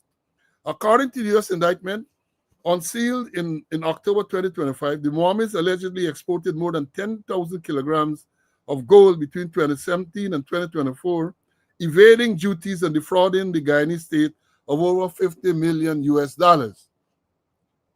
The extradition request was filed under the 1931 extradition treaty between the United States and the United States and the United Kingdom, which remains binding as Guyana as a successor state. Locally, the process is governed by the Fugitive Offenders Act 1004.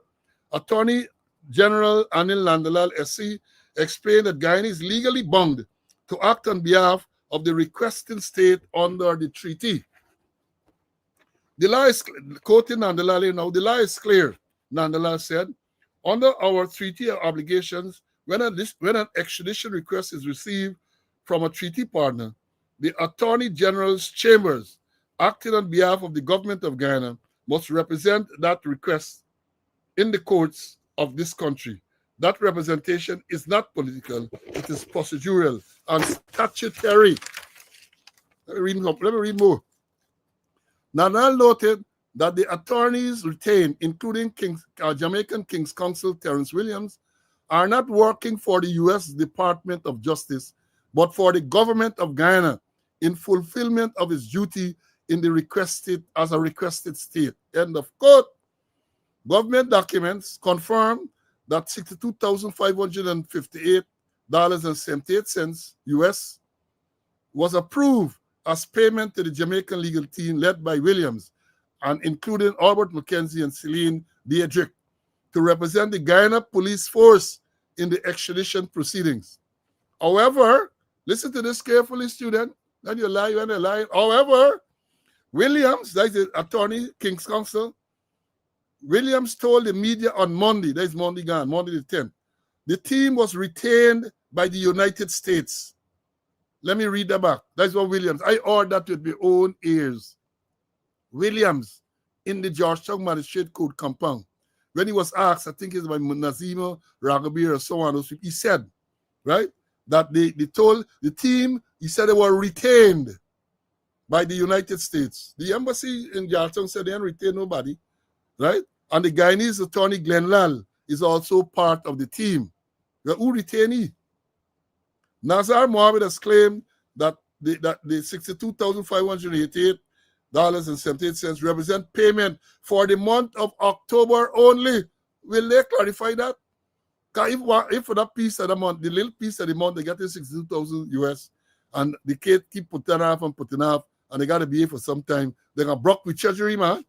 They're going to broke. While Attorney General insists that payments are consistent with Guyana's obligation as the requested state, the contradictory statement have fueled questions about transparency and accountability. Analysts have warned that the inconsistencies expose, quote, serious miscommunication and potential mishandling of the official at the official level, end of quote. Mohammed is accused, I'm not going to read it now because that goes on to the political part, but I'm saying this is more confusion. Who retained? The Jamaican King's Counsel said to the media on Monday that they are retained by the United States. Yes, they're representing the United States. He said they are retained by the United States. The United States Embassy in Georgetown, the press officer made it clear, right? The attorneys appearing for Guyanese extradition proceedings of Nazar and Shell Mohammed are not retained by the U.S. government. He was forced, I guess, to say that because of the statement made by Williams and the impression created that is the United States retaining these liars from Jamaica. That is the impression that was created. And nonetheless, said enough for being a comprehension and so on. But we can comprehend that part because he said, the King's Counsel said that they are retained by the United States government. That's what he said.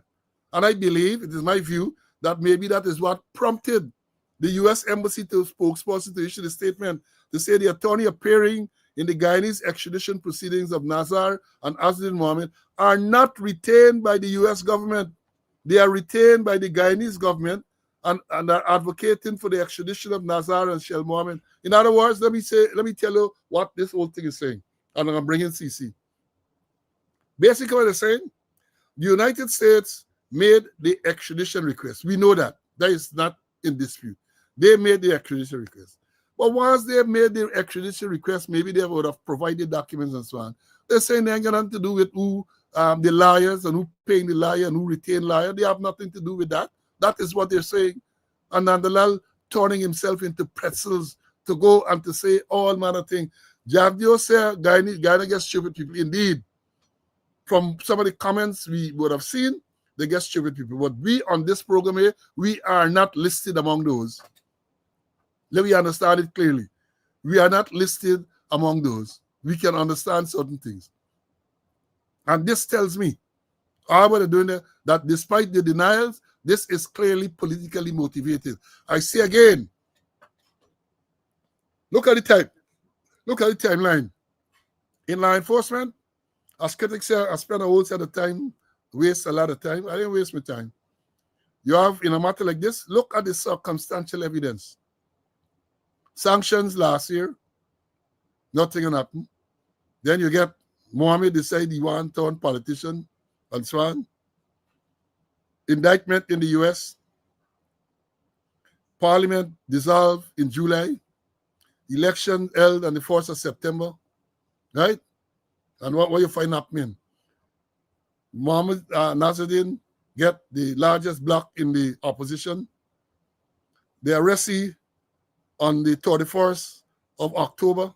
They Friday the 31st of October, when Parliament was to convene the Monday immediately after.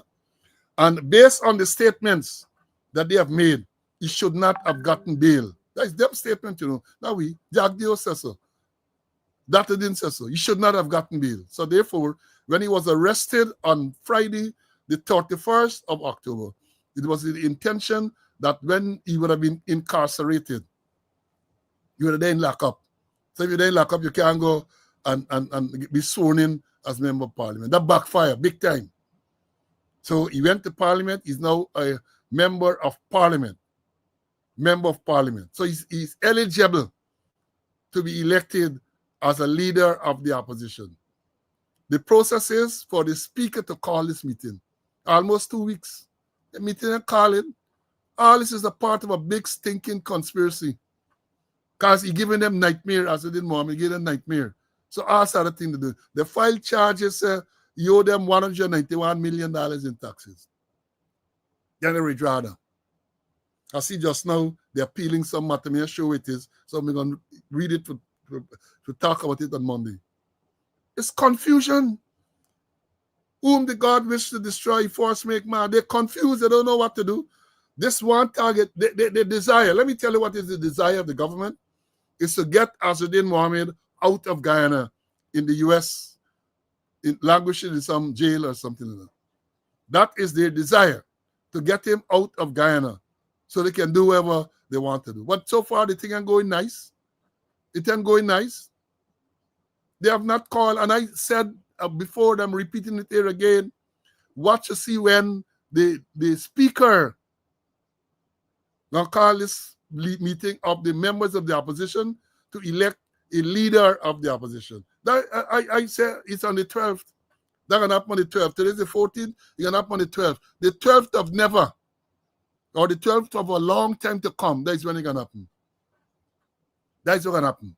They're shitting black tanks upon black tanks. All the desires to keep E out. And again, I say, me and all brief for Azzuddin Mohammed. I looking at the rule of law. I looking at facts. I looking at how the lion,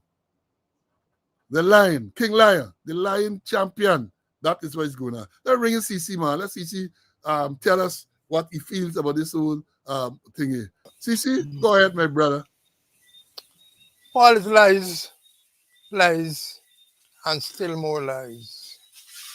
1 minute you hear they're not representing the United States. Next thing you hear they represent the United States. But the bottom line is that they're going to pay. And they only pay for October. Big bill, October. The King's Council say he representing the United States of America. I want to believe the government wasn't prepared for this thing, you know. They just believe, you know, that they're going to rush through with breakneck speed, and that would be the end of it. They didn't prepare for this big, long, drawn-out issue. And the Attorney General lying so much, topsy-turvy, up and down. 1 minute he up, 1 minute he down. 1 minute he up, 1 minute he down. Apparently, like they underrate this thing they call extradition, and like they underrated the kind of fight that the Mohammeds would have put up. They thought what is really a little walk in the park. But lies, and still more lies. Imagine the King Council saying that he representing the interests of the United States of America, and the United States said, no. It's a Guyana situation. And then we have documents to show that the Guyana government approved, but it's only up to October. And there's a big bill. Let's see, because it's going to prolong. It's going to prolong for long, and let's see what's going to happen. I can't find words to describe, the conduct of the government of Guyana, led by who call himself the supreme legal authority, the supreme legal authority, but he blundering and blundering and blundering. Perhaps you get the books them, but you never read them. Well, you get a book, we read them, or you go read them upside it down.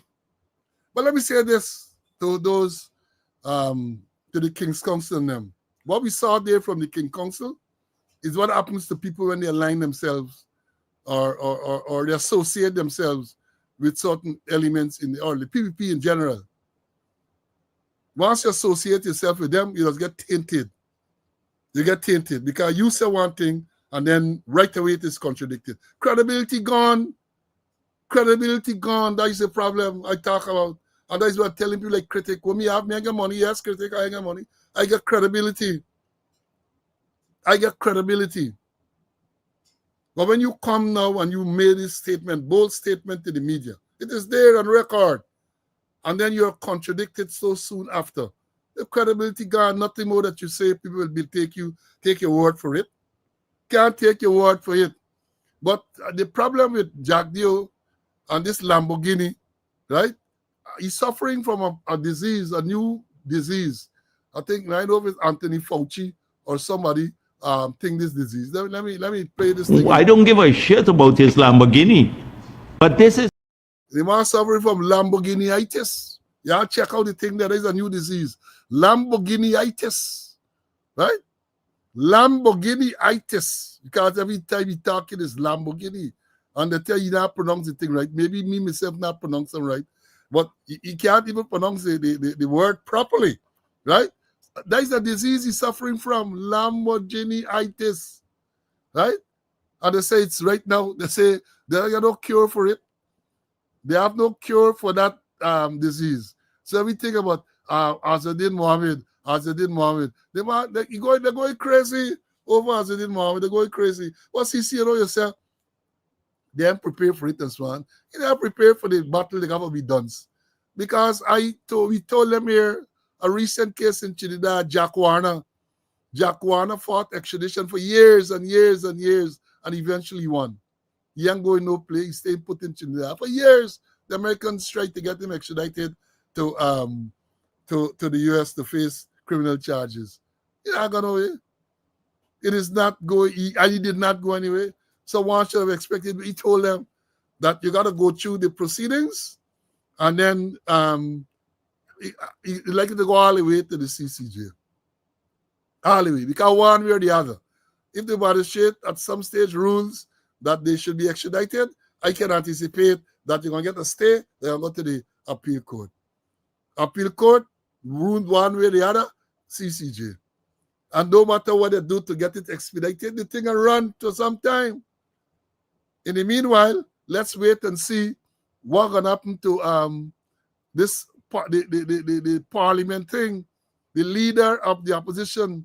We have a dysfunctional government because, we give you all some civic lessons. There are three branches of government. The executive, that's the president and his cabinet. We have the legislative, which is, the judicial, which is the judiciary. They're functioning.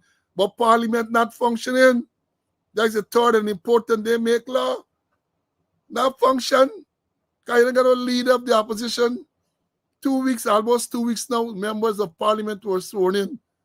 And you hear not know. You know why you hear not know? Because they know that if Nadir calls that meeting of members of the opposition, they have already indicated they can vote Azadin Mohammed as the leader of the opposition.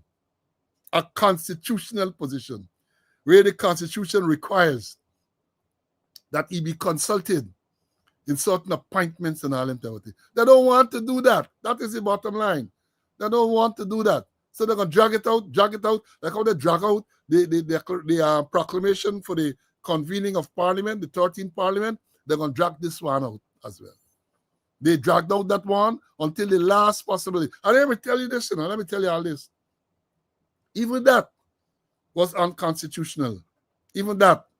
Because the last day was Sunday, the second day of November. Sunday, the second day, was the last day for the Parliament to be convened. They didn't do that. They do the month. They were 1 day outside of the constitutional requirement.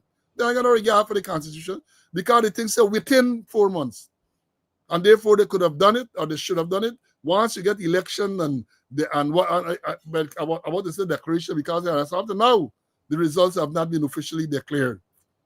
But it should have been held before. But the fact that they waited until Monday, the 3rd, they were 1 day outside of the time frame as stipulated by the Constitution. But nobody can take up them things, That's the problem we have. These things should go to court, man. Let me get rulings on them so we know the way forward. Now, I want to leave by telling you, as I did before, many people have requested that Caribbean Tea video. I think it was Tuesday night. And again, I say to you, listen to that thing. That thing make Nandalal look like the schoolboy he is. Vivian Richards, Dr. Vivian Williams, right?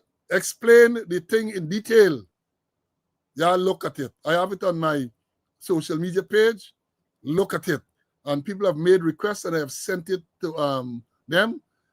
I will continue to do so to those who want to listen to it. Let me bring in CC for his closing, and then we're going to tell you what happens going forward. CC, you're closing, my brother. Okay.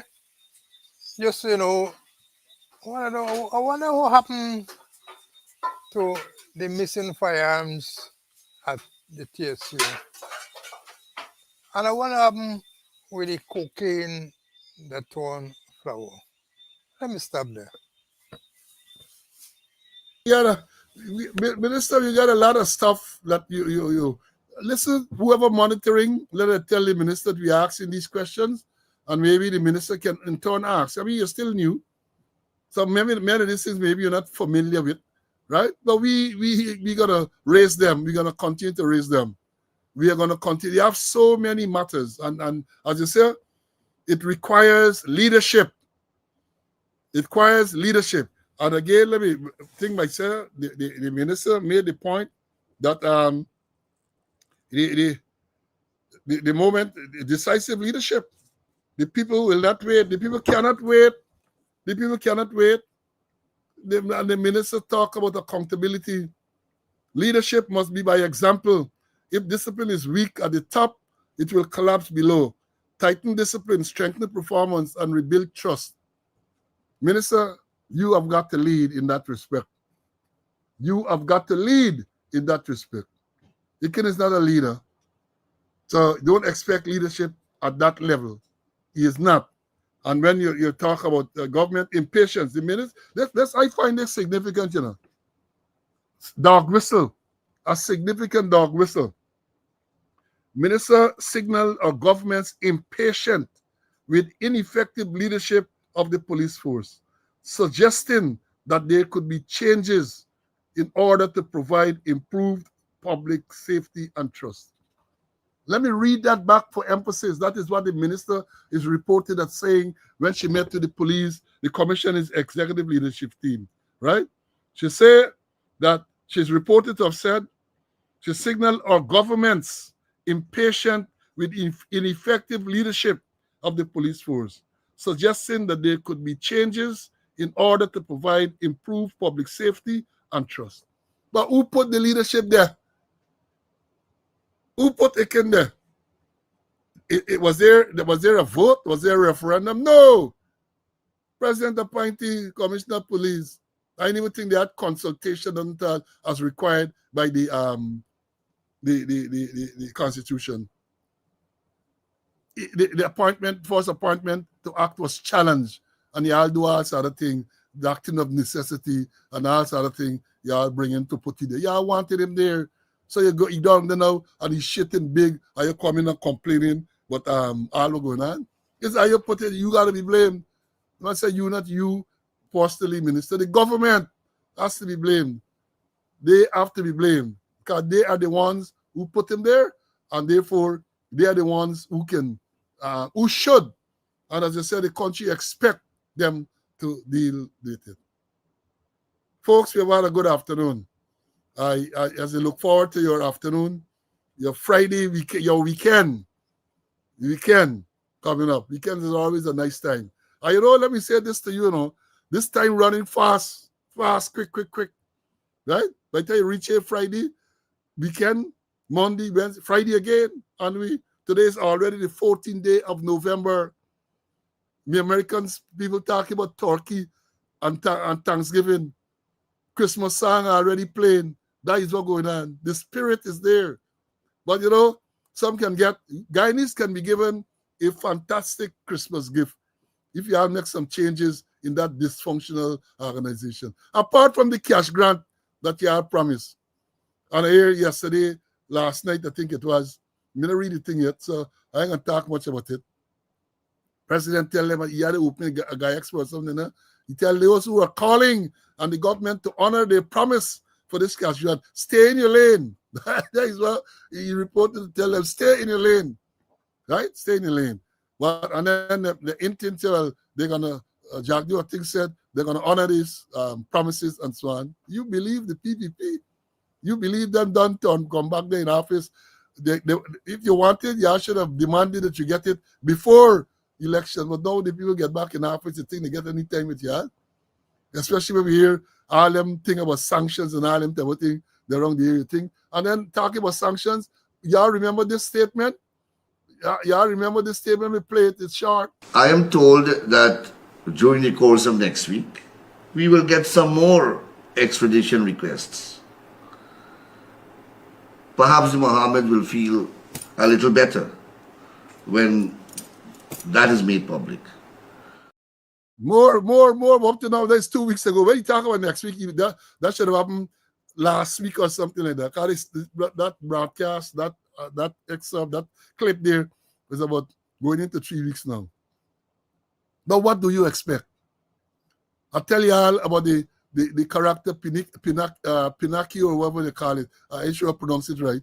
They say every time we tell a lie, he knows growing. Just look at them and you're going to know those who are lying. Look at them to see if they are, if the nose growing when they tell all of these lies. Just so you can touch your chest. Just so, folks, we have had a good weekend. We have had a good day, rather. We're looking forward to a good weekend. I say to you, you got to be safe. Because remember, between the last time we met on Wednesday and now, 48 hours or less, 3 people dead on the road. 3 people. 3. We had two men died at the hands of their partners. Dangerous times. Dangerous. You got to be safe. You got to be safe. You're responsible for your own safety. You got to be safe. And talking about safety, the Christmas is coming. The geet is getting fat. Please put a penny in the old man hat. If you don't have a penny, a cent will do. If you don't have a cent, then God bless you. So make sure those of you who can afford to contribute to the upkeep of this program, the numbers are there. Please do so. And folks, have a wonderful weekend. Until we reach again on Monday, God's Spare Life. We're going to bring you for another episode of Speaking Out, Exposing Corruption and Incompetence. Until then, stay well. Bye.